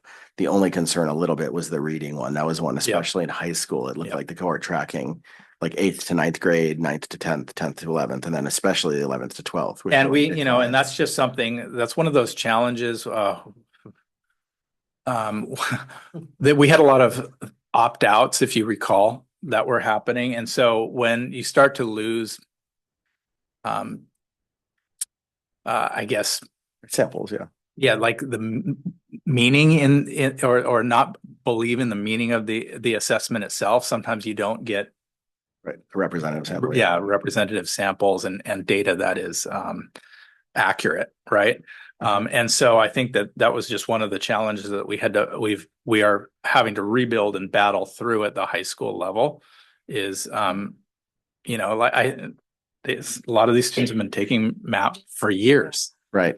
And if a student, It's like, why am I doing this again? I'm a senior, things like that. and if a student misses a MAP test, are they able to do a makeup of Yes, it? Okay, yeah, good. and that there's quite an involved process. And if you recall, in an August meeting I brought to the board, because I was handling this at the high school last year, an extended schedule for the MAP. What I felt was that the time wasn't enough. Right. And so we needed to have a little bit longer time so that we didn't have so many makeups. Right. Because when, half the school is not finishing and then you got to bring them to the library and pull them from classes, it's hard, and you're doing that 3 times a year, right? Yep. And then you've got, losing out on instructional time. So, with the MAP English at, let's say, the high school level, are you still coming up with a 12.9 reading level or, grade point level? So it's not, it's as part of the presented a little bit, assessment? it's presented differently by the MAP. It's called I forgot the name of the score. But they've got their own. And so if you want to have, they have studies that are done that say, well, this is our MAP score. I wish I could remember the name of it. And this is how it translates into a Lexile level or a grade level, right? So they're like comparative studies that they do. And so you can kind of see where you would fall. Yeah, because if a 9th grader is already reading at a 12th grade level and comprehending at a 12th grade level, gold red. Yeah. Yeah. Oh. It's understandable. Well, I would also argue, what are we doing to support them if they're reading in the 12th grade to go? I mean, hopefully getting them into more. But yes, I know your point. But from a testing, I'm just referring to the testing itself. This can explain, fatigue. Yeah. Why am I taking this test again? I mean, yeah. but they can get up to like college level in the test. Yeah. And so it's a way for us to track that upper quartile or whatever as well. But yeah, no, I see your point about the fatigue for sure. And that's one of the things that I notice is that the fall scores tend to be pretty, like you'd think that there's a big summer slide, but like it just seems like they are a little bit more ready to take the test and they don't have as much fatigue in the fall. Yeah. And we saw that a little bit in the you'll see that in some of the data here, the elementary data. All right. So MAP median percentiles, fall versus winter. And this, we have, this is tables 2.6 and 2.7 on pages 15 and 16 of the report. So the reading median percentile decreased from 65 to 62. That's what I was just talking about, right? Like the fall scores sometimes are a little, you always want growth, but you can't always guarantee it. Math median percentile increased slightly from 63 to 65, showing a slight improvement in the performance. Students in the lowest quartile continue to need targeted interventions, with winter percentiles at 28 reading and 25 at math. And then we're still awaiting the spring map results. When does that normally come in for the students that have taken, how long does it takes like?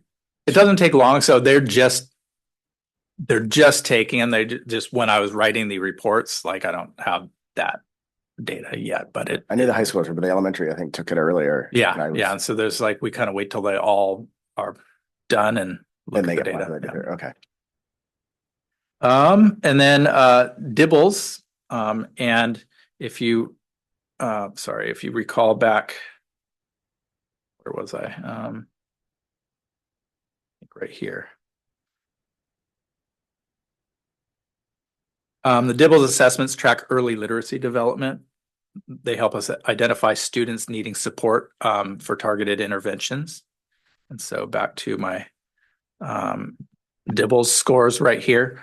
When we talk about our reading intervention at the elementary sites, this is what our intervention teachers are looking mostly at, these Dibbles scores, and especially the students in red. So that's how we target students for reading intervention.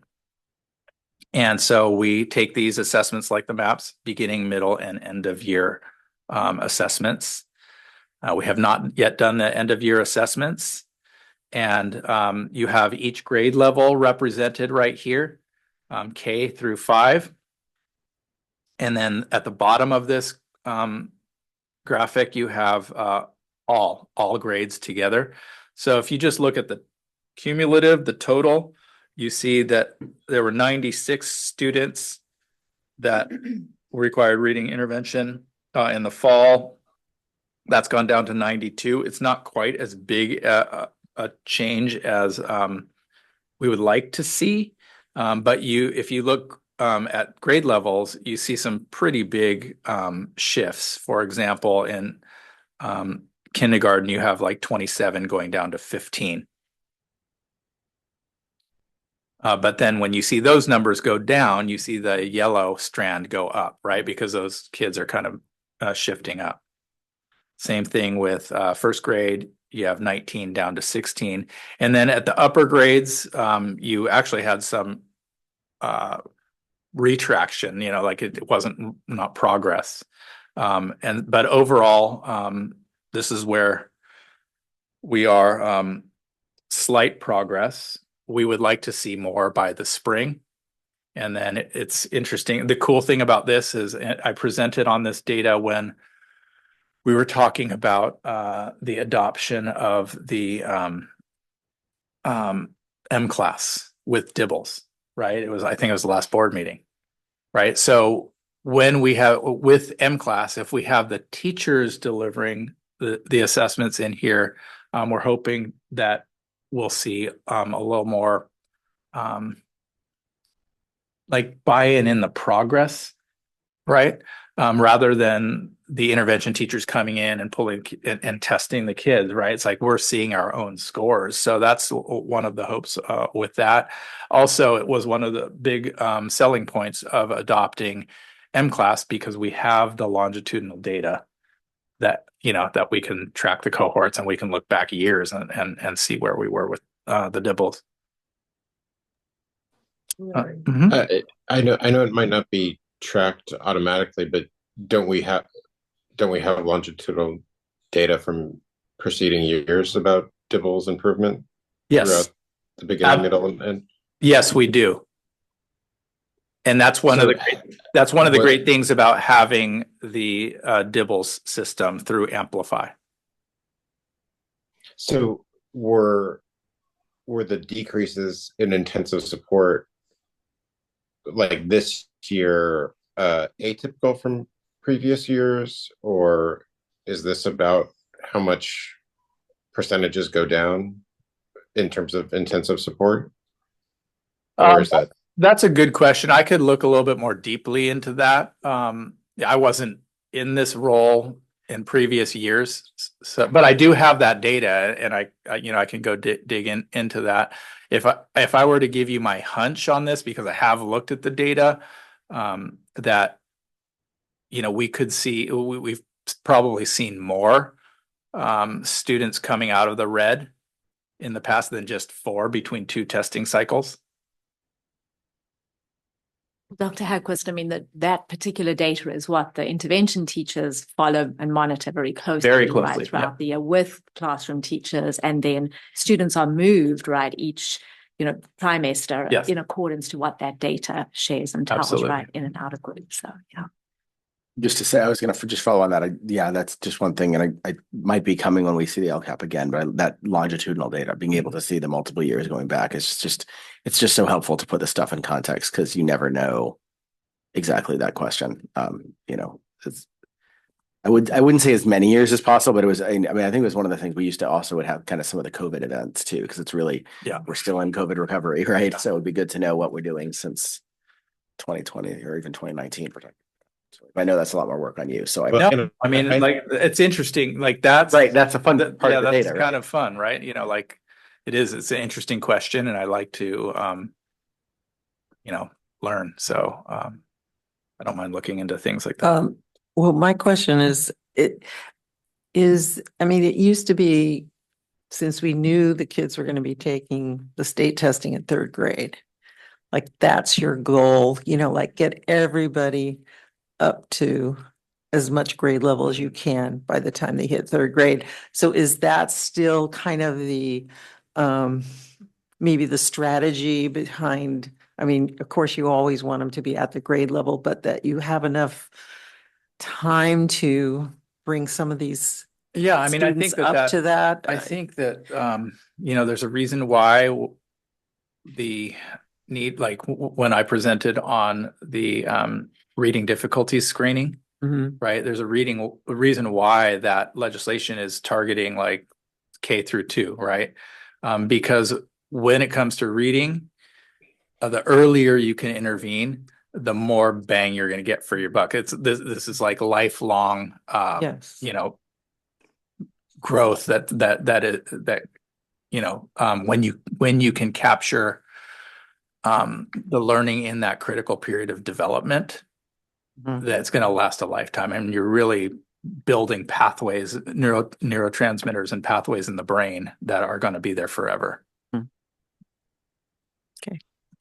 I think you presented this kind of before, but the other thing that was helpful to me with the longitudinal, I can't say that word, but that data was kind of tracking 1st graders in 2020, and then seeing how that cohort progresses as a 5th grade cohort in 2025 or whatever, just to echo that helpful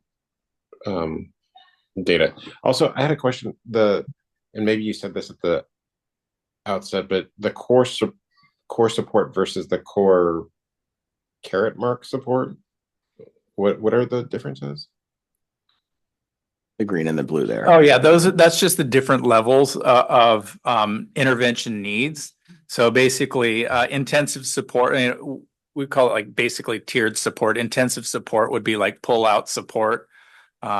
Strategic support might be like small group and classroom support, and then core support is in the core classes, right? Or if they're in the green or the blue, they're not really needing extra support, right? It's the support they're getting, the support in their core classes. Gotcha. The difference between the green and the blue might be differentiation. Exactly, it's differentiation. And that's what we do with our PLC model. What do you do when they're not getting it? What do you do when they've already gotten it, right? So what kind of interventions are you providing?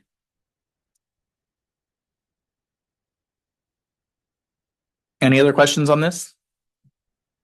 All right, moving on. Core SEL. This is another survey instrument that we have that we give to students around social emotional learning. And I provided in the packet examples of some of the types of questions that you would see in the core SEL. And this is figures 1.2 through 1.7 on pages 17 through 19 of the report. Please note that I've made a revision to the middle school data, which was misrepresented in the original draft of this report.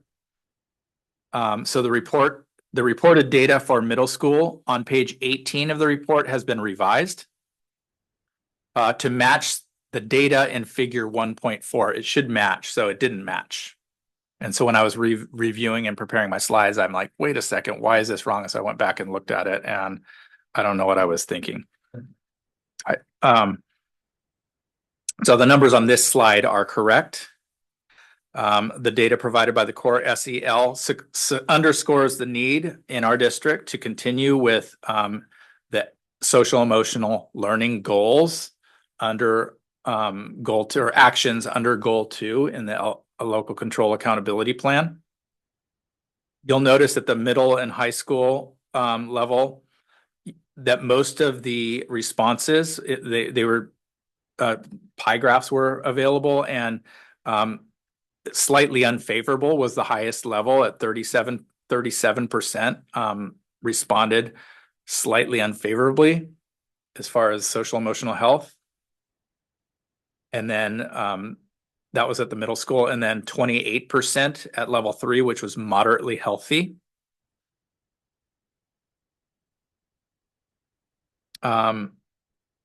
It does break it down like by gender, ethnic subgroups. The numbers were too small.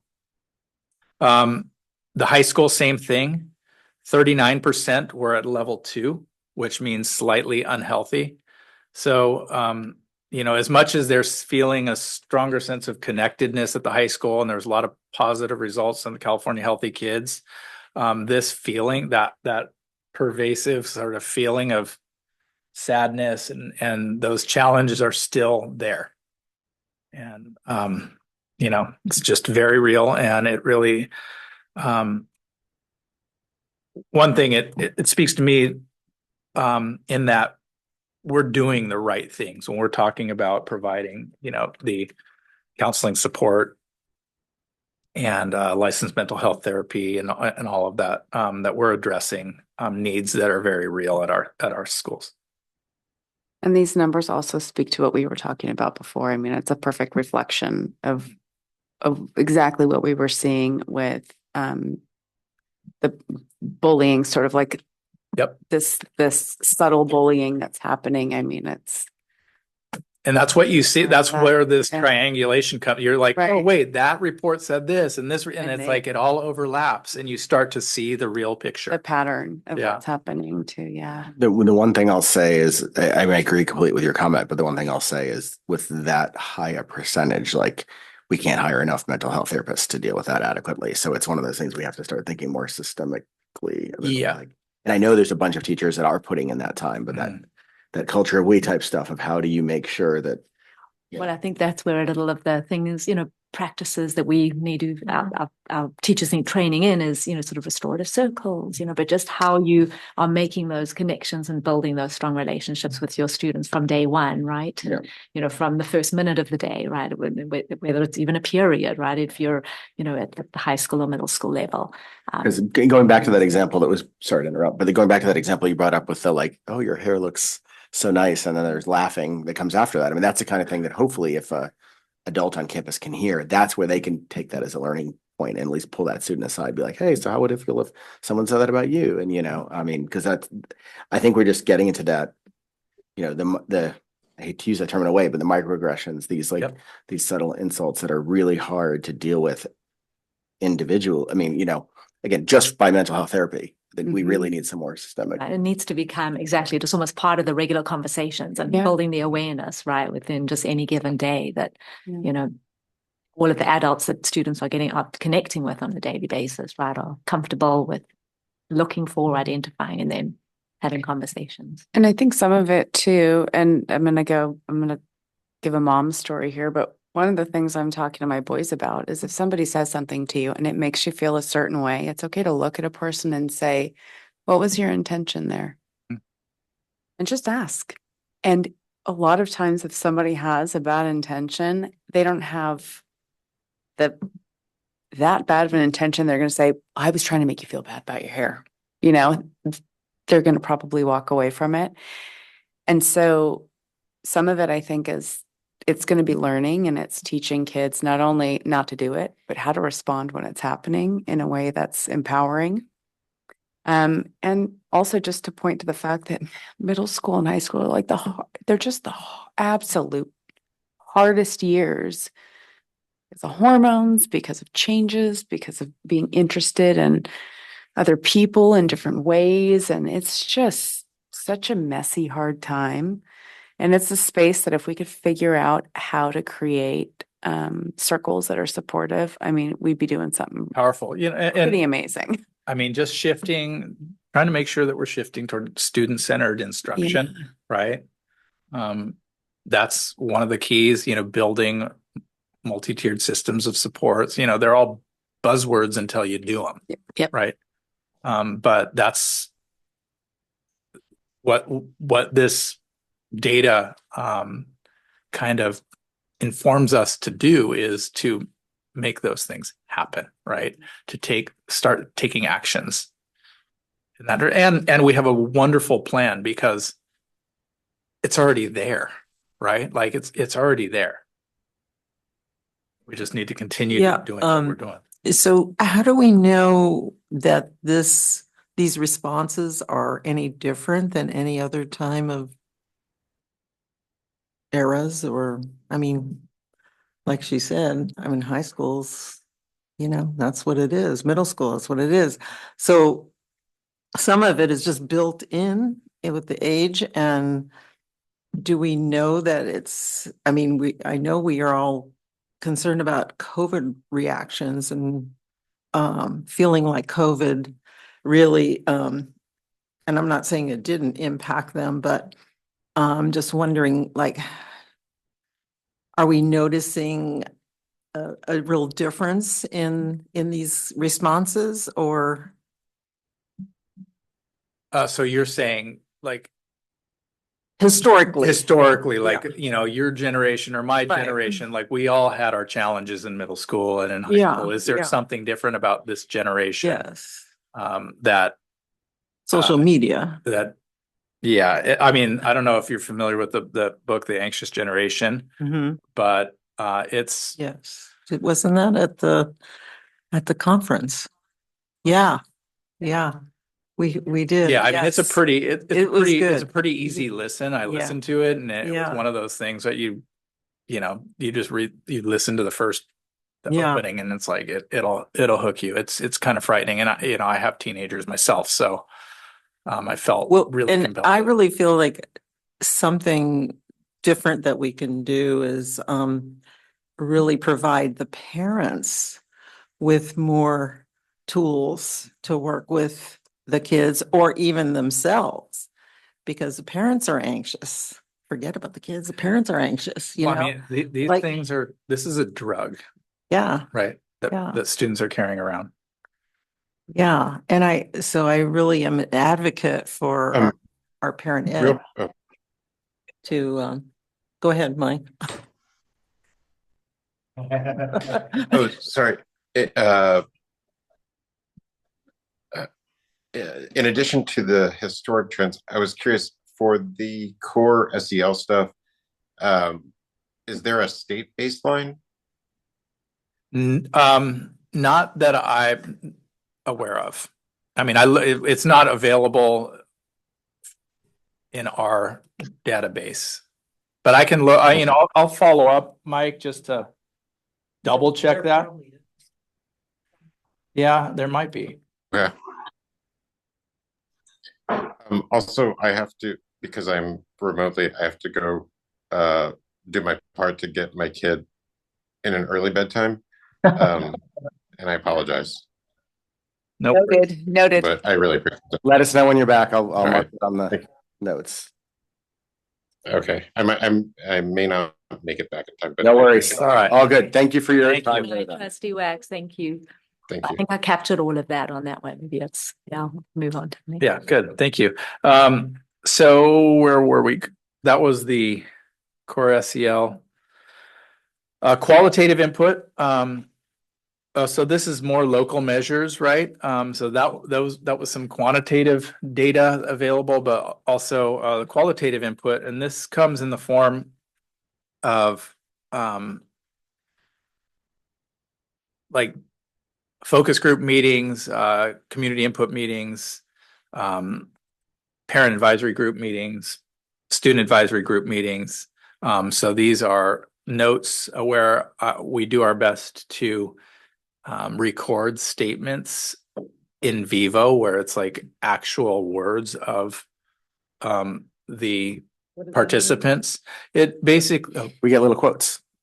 So you Yeah. get like little like snippets of what they're saying. so what you see in those, In vivo means? yes, yeah. I didn't know. I saw that. Oh, yeah. So it basically means in the living, right? Like, and it means the actual words of the participant. So that's where you see the quotes in the right-hand side. So it's not my interpretation of what they're saying. It's like what they said, right? For the most part, in those right-hand columns. So this is cultural proficiency team. This was from the January 29th meeting. We really focused on fostering a culture of diversifying the curriculum across all grade levels. Dr. Adamson and I actually got an email today where it's like pictures of students seeing themselves, mirrors. The books that they're reading are like mirrors of themselves, and so we're seeing these efforts actually happen in the classroom. So it's really cool. We've also just recently adopted an EL education curriculum, which is totally student-centered. It is all about promoting, cultural proficiency. And so it's another positive move. And then equitable grading also came up. Community engagement highlights, academic. So this is tables 2.7 through 3.1 on pages 21 through 25 of the report. These tables showcase the results of qualitative coding process from our community engagement efforts, including the in-person meetings and the survey work. The top themes were identified based on frequency and the in vivo statements that we just talked about, meaning within the living. They were presented. So the slide summarizes the information presented in this portion of the report with regard to 1, academics,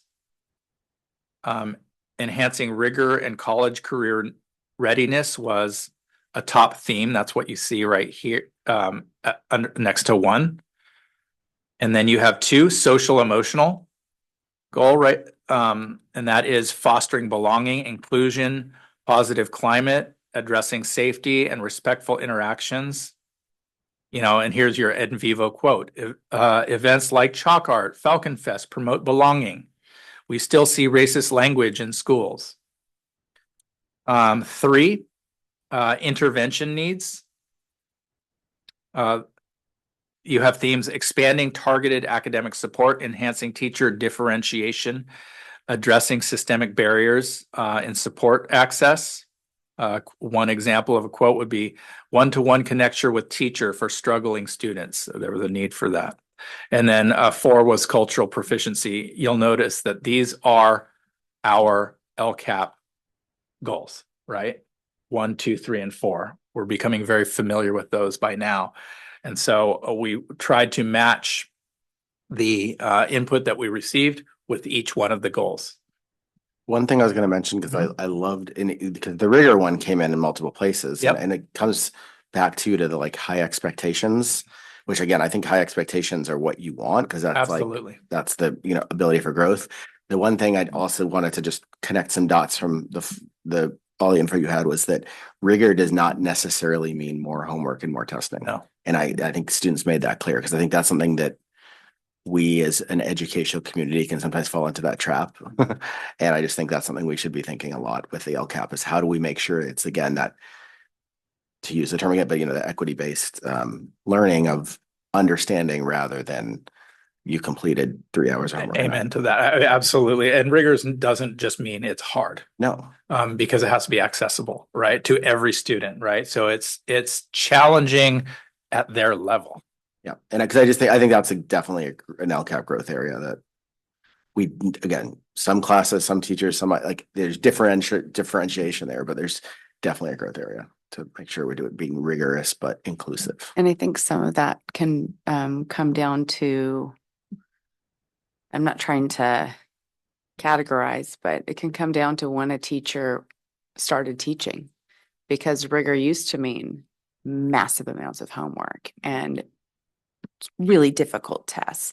And newer teachers might see rigor as in-depth class discussions. Everybody gets a chance to speak, or, you know, having debates within class that are engaging, things like that. So the information really soaks in.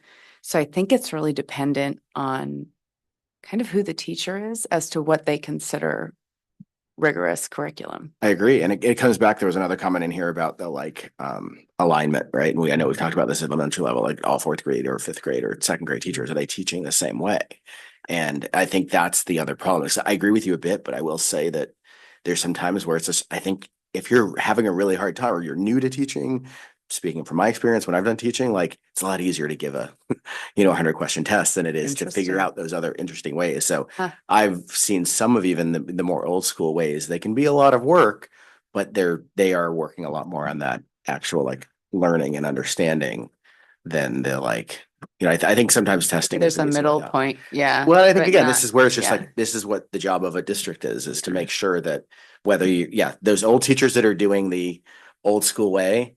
I'm not trying to categorize. No, but but I'm just saying like there may be a certain standard of what teaching was. I think there's and I think like there's a little bit of both. I'm noting that here in the notes. It's something for us to look, make sure that we are making note of for your feedback. And I think that this speaks so much to what our focus for next year is going to be with, the PLC approach, the training that our teachers are going to be receiving, and really all of that. It's about, a focus on the standards versus the, the book that's being taught, right? Or, just more content, and, that whole approach to when you've got your teachers coming together in departments and grade levels and truly, using and how their students are doing and scoring to determine the rigor, right, and the pace of what they're teaching. So I think I've noted that in the notes. I think that Dr. Adamson says, "Move on." No, I don't want to but we should. I want to be sure that you is that reflecting kind of what you're both saying, right? I love that conversation. I'm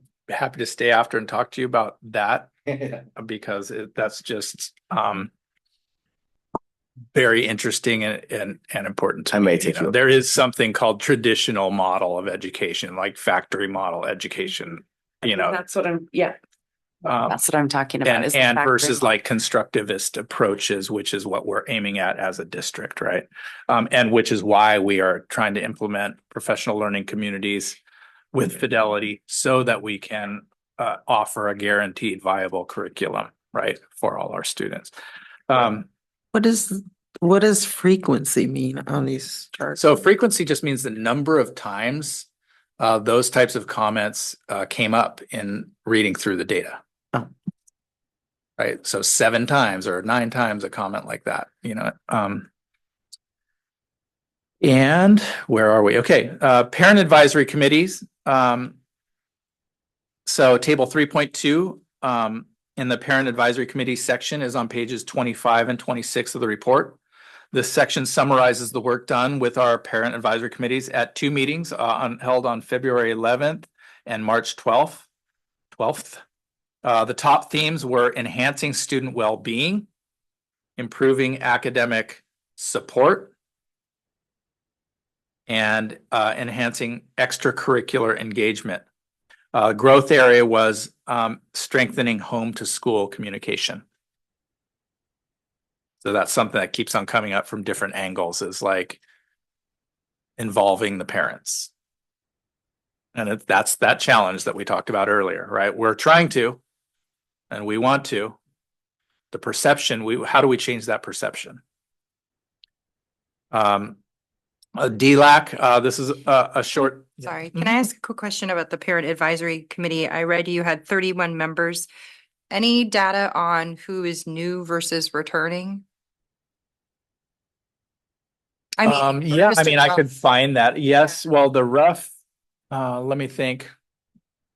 You can find, I'm curious to, just because that's kind of an issue or an area we're looking to grow is like new membership versus returning. So I was just kind of curious what this year looked like and if we have any, if we know kind of comparatively, like how many people participated in PAC last year and is that a growth or an improvement or? As far as we can get the data for sure. But I participated in them last year, so I kind of Yeah. haven't. So number wise, I think we were actually probably higher this year than we Okay. were, and I attribute that to Dr. Hackworth had that idea of kind of getting on the phone and doing some personal phone calls, and we then ended up doing that for all of our other input sessions, and they were the ones who came to that meeting saying, well, you said it earlier, I'll be here tonight because I got a reminder this morning. I would have forgotten otherwise, but I got that personal call. So, so I think definitely number wise, I think we got a little bit more.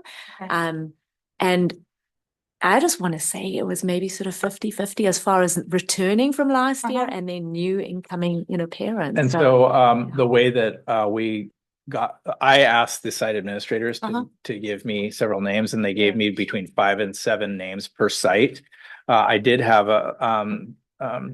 Chief Rogaman actually had a list of the ones from last year, and some of them were I don't know exactly how many were part of it the prior year. Yeah.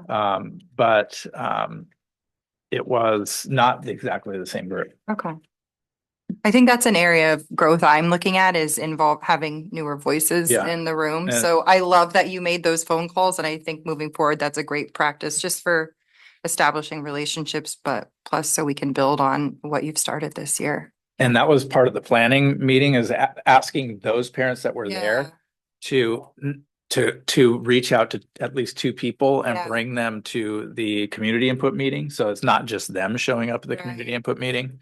So that was part of the other phone calls that we did. We actually broke apart as a cabinet group to make phone calls and say, hey, can you come, but also can you bring 2 other people? And I think we should keep doing that. yeah, I mean, it works. I mean, it worked to the extent that there were more people there than we saw in January, for sure. Yeah. So the DLAC summary is on page 27. There was only 5 members of the panel, so that wasn't really a big need to go and disaggregate all the data. The themes that came up are outlined in that document. They suggested more contact with parents from teachers and counselors. Synergy tutorials, they wanted a little bit of help with synergy. They wanted to see more academic language in the classroom, just little helpful tools for each class that so the students that are learning English have something to go to. And then they also see that they're being recognized in the classroom. And continue to use Catapult because it offers translation services. The Student Advisory Committee, I'm going to speak to that in a moment on another slide, but it just came up in this portion of the report. There were student focus groups held at every site trying to get a representative sample. One of the things that I noticed that students wanted to talk about was they really wanted to talk about food. That's like the first thing that come up. Well, we love what were some of the popular dishes? The orange chicken. We want orange chicken, but why were there peas in my, so they really thought that they could control what was, and then they had some great ideas about facilities improvements and recommendations for that. And I'll speak to that in just a moment on one of these upcoming slides. Moving to, where are we? We are LCAP Goal 1. Okay, I'll go quickly through here, but I feel like I've already addressed the data that's connected to each one of the LCAP goals. Remember, LCAP Goal 1 is academic achievement. What can we do? Well, keep enhancing rigor and address learning gaps. provide equitable access through multi-tiered systems of support.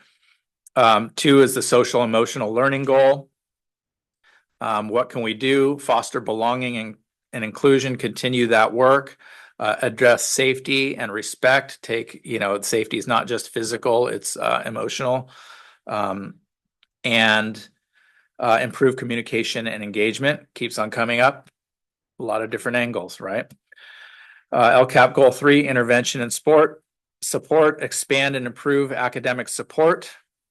Enhance teacher capacity. This really, to me, means what we call tier 1 intervention. Can we make the classroom not just a place where teachers are delivering content, but they are also meeting the social emotional needs of their student, intervening, at different levels based on the student needs and what they know about their students, building those restorative practices in their classroom. And LCAP goal 4, cultural proficiency. We've talked a little bit about that already. These are just some quotes that reflect the need to continue in that work. I said that I would talk a little bit more about the student voice, elementary, middle, and high school. At the elementary school, students feel included. They value their school community. Almost every classroom I went to, they were talking about their teacher, especially the teacher whose classroom I was in, and how great they were. They like programs like art, music, and PE. They requested improvements in playground equipment, especially at Forest Grove, and I think that's already in the works at Robert Down as well.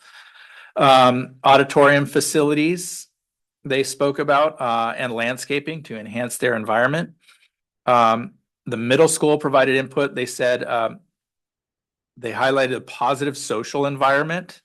They enjoyed the hands-on learning in labs. They like group projects. That was also evident at the continuation high school, community high school. They noted workload challenges and called for facility repairs like playground and sewage fixes. So they talked a little bit about some sewage issues at the middle school that I wasn't aware of, but the students were aware of. Yeah, there are sewage issues at the middle school Okay. that have impacted learning and had to clear up some classrooms. Okay. Yeah. You can imagine. Yeah. Then you can imagine a middle schooler telling you about their experience. Yes. With the sewage. I heard all That's about so- that, so. Too funny, but yeah, I'm glad they're aware and they're advocating for themselves. Yeah, That's great. absolutely. The last time it occurred that we have had the fix after that. So it's just. And then the high school student input, students value the caring staff and the diverse community. They appreciate hands-on learning, but want more academic support, especially in honors classes. So there was a lot of comments like the honors classes are too hard, and I'm not smart enough to be in this class, or like what, I can't keep up in that area. Facility needs include better water fountains, bathrooms, vaping sensors, athletic upgrades, things like that. Summary of key findings. Strengths across data sources, high academic motivation and expectations reported by students, improved perceptions of caring adult relationships, increased feelings of safety and connectedness, strong performance. Areas for growth. Needs include addressing students' sadness and social emotional distress, enhancing consistent implementation of academic supports, improving school climate factors like rule clarity, bullying prevention, and increasing parent involvement and communication. Stakeholder feedback highlights input emphasize fostering belongingness and inclusion, expanding targeted academic support, promoting equity and cultural proficiency, improving communication and collaboration between home and school, and addressing facility improvements to enhance the student experience. And lastly, the next steps for LCAP development will be that I need to incorporate all stakeholder input from the community engagement, advisory committees, data analysis, this meeting to finalize the LCAP draft. Also hold a public hearing on May 15th board meeting. So we'll be bringing this back and you'll have the finalized version being presented to the board and asking for approval. And the final board packet will be at the June approval will be at the June 5th meeting. So the public hearing May 15th and then June 5th for approval from the board. And that is that.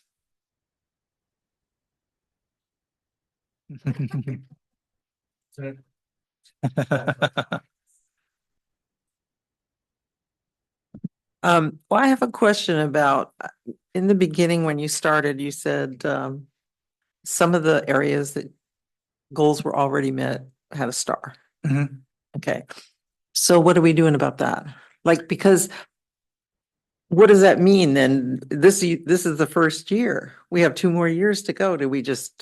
How do we address the stars? Well, I don't think that we want to be complacent.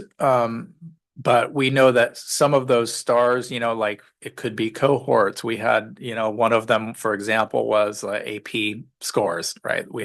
And I taught AP classes for years. And sometimes you have those years where you just have a bunch of dynamos Mhm. and they knock it out of the park. That doesn't mean that you need to set the benchmark higher for the next group Okay. because it might not be the same group of dynamos. I mean, those goals were set pretty high. And we had a few gold stars here and there, but doesn't mean that we want to, that we want to notch it up. Okay, so then are you like giving direction then to teachers on, when they have a gold star and that's their classes or whatever, are you discussing with them, okay, for next year, what like you said, did this gold star mean that we totally exceeded or was it just this So group? That's a great question. So, am I going in and saying, hey, teachers, we got a gold star for the AP test scores? No, I'm reporting it here. Mhm. This information is shared out with site leaders. The site leaders are making their site plans, right? And they have actions and goals in their site plans as well. So they're looking at this data and they're adjusting their actions and goals to help try to make adjustments as they see are needed based on some of this input. And they can, look a little bit more deeply into some of the data as well, right? Because they have access to things like map data, right? So they can get a little bit more granular site level. My job is to provide that district level overview so that we can create new systems, goals, and actions at each site. And then the principals will oversee that. Mm-hmm.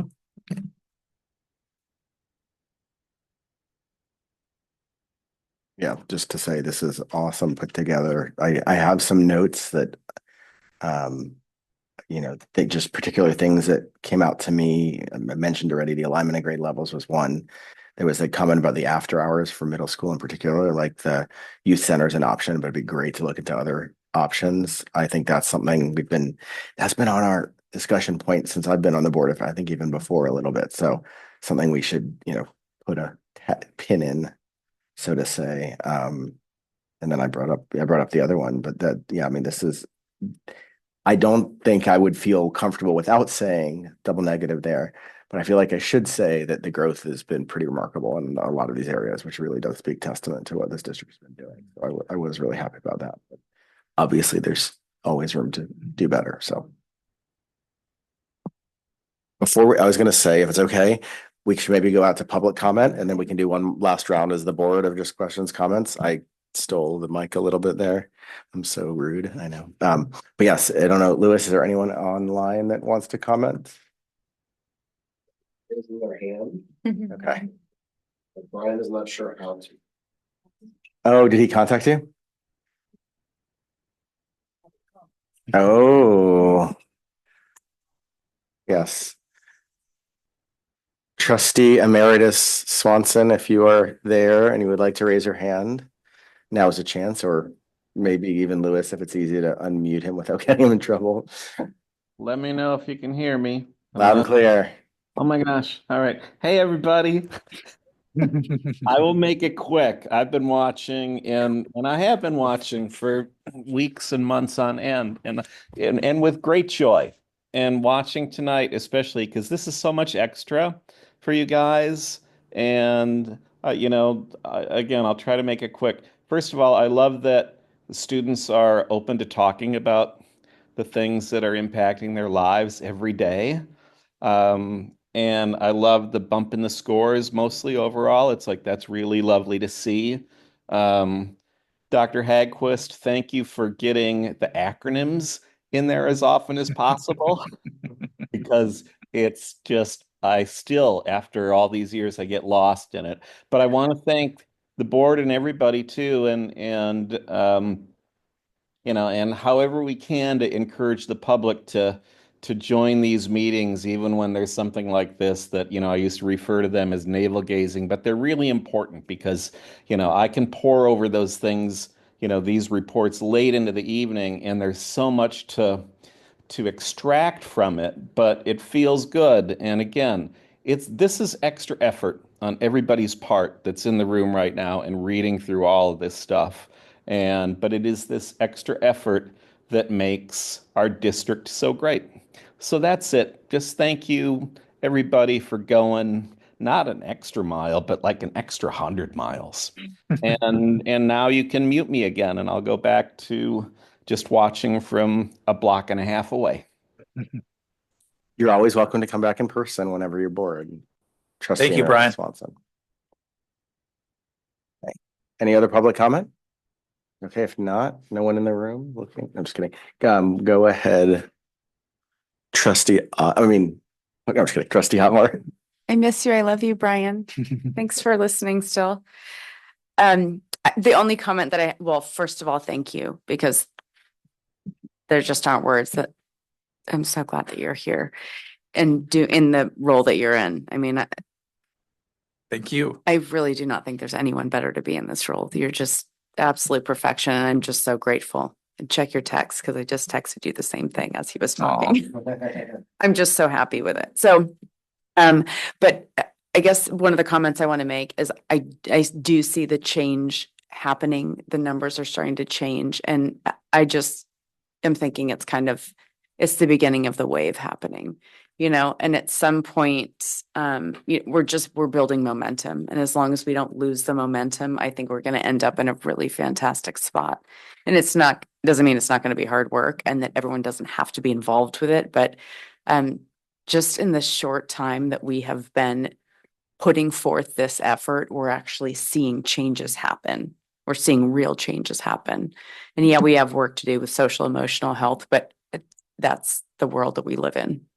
And so we're just going to have to adjust the way that we communicate and the way that we expect people to communicate with kids, because it's just a whole different world now. So I'm just proud of us, and it feels really good to be here and part of it. And as hard as it is to sit in this chair, this is the piece of it where I just feel like it makes sense and it feels like we're doing something great. So I'm just stoked to be in this community with all these great people who we all kind of have the same vision. So that's all I have. Thanks, guys. Thank you.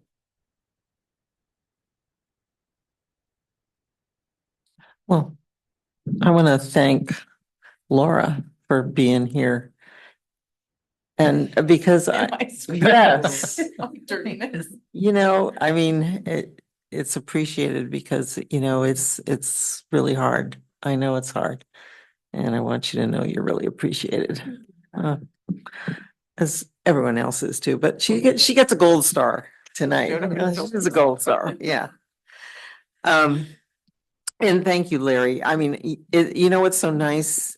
You have all the smarts for this for sure, but you also have the historical background for it, which really is helpful, that and the heart. Okay. But, you have, seen a lot through your years. And, you know, so you have a good sense of how to, I think, even analyze some of this material. So good job. Yeah, I was there with you. Yes, you were. You were on the board Yeah, the first time. the first time. Yeah, thank you. I don't have much to add, and I'm kind of excited about it because I'm so pleased. I love how transparent and clear and digestible this was, as a document and a presentation and the data. And I think in what we're trying to do, it's just clear and it's transparent. And I think that's going to keep us accountable and keep us on the path that we want to be heading on. And I'm really, really pleased that you're in the role that you're in, and you're doing this work for us right now. So thank you. Yeah. Thank you. Yeah, I'm really excited too about opportunities in CTE and maybe even extracurricular CTE, expand it to the middle school, like giving kids a place to find joy other than academics, whether it's marine science or nursing or, you know, hiking. I don't know, just Nuclear medicine. nuclear medicine, but you know, just the whole thing, if you don't make a sports team and you don't have anything to do after school, like, you know, we have we have just such a great community and such an opportunity. So I'm excited to see what we'll do. I don't know what that is yet, but yeah, thank you all for all of the work. Thank you. Oh, Trustee Wax? Oh, he's off. That's right. And I Okay. just finish with a word for Dr. Hagquist and just how thank you all for the feedback that you've given. You know, it's so valuable, but just in general, I think the feedback for Dr. Hagquist himself on the job that he's done. And I just, you know, I've seen the growth from you stepping into this position from the beginning of the year. Really, you know, you bring so much with you, and that's been evident from what everyone said today. But also, you were brand new to the role, and here you are presenting the LCAP, the document, the plan that drives our entire district. And I agree. I think as you speak to it, and as you talk about analyzing the data, and you know how you're applying just your years of experience into that, that's why you're in the seat, and it shows. And there's a connection that you have with the students and the staff and the families that you have engaged in, you know, input and conversation with, that shines in the feedback, you know, that we're going to be able to add, you know, to the LCAP itself. So I just want to really sing his praise in front of all of you, and thank you for giving that feedback. I just want to say one last, I just want to say thank you to everybody at this table, everybody that has provided input for this whole process. This is an incredible team. It takes so much dedication and devotion and heart to lead. And you all are extraordinary, and you're great models for the district. When we say we want to increase leadership capacity, get more people involved, get people believing in servant leadership, right?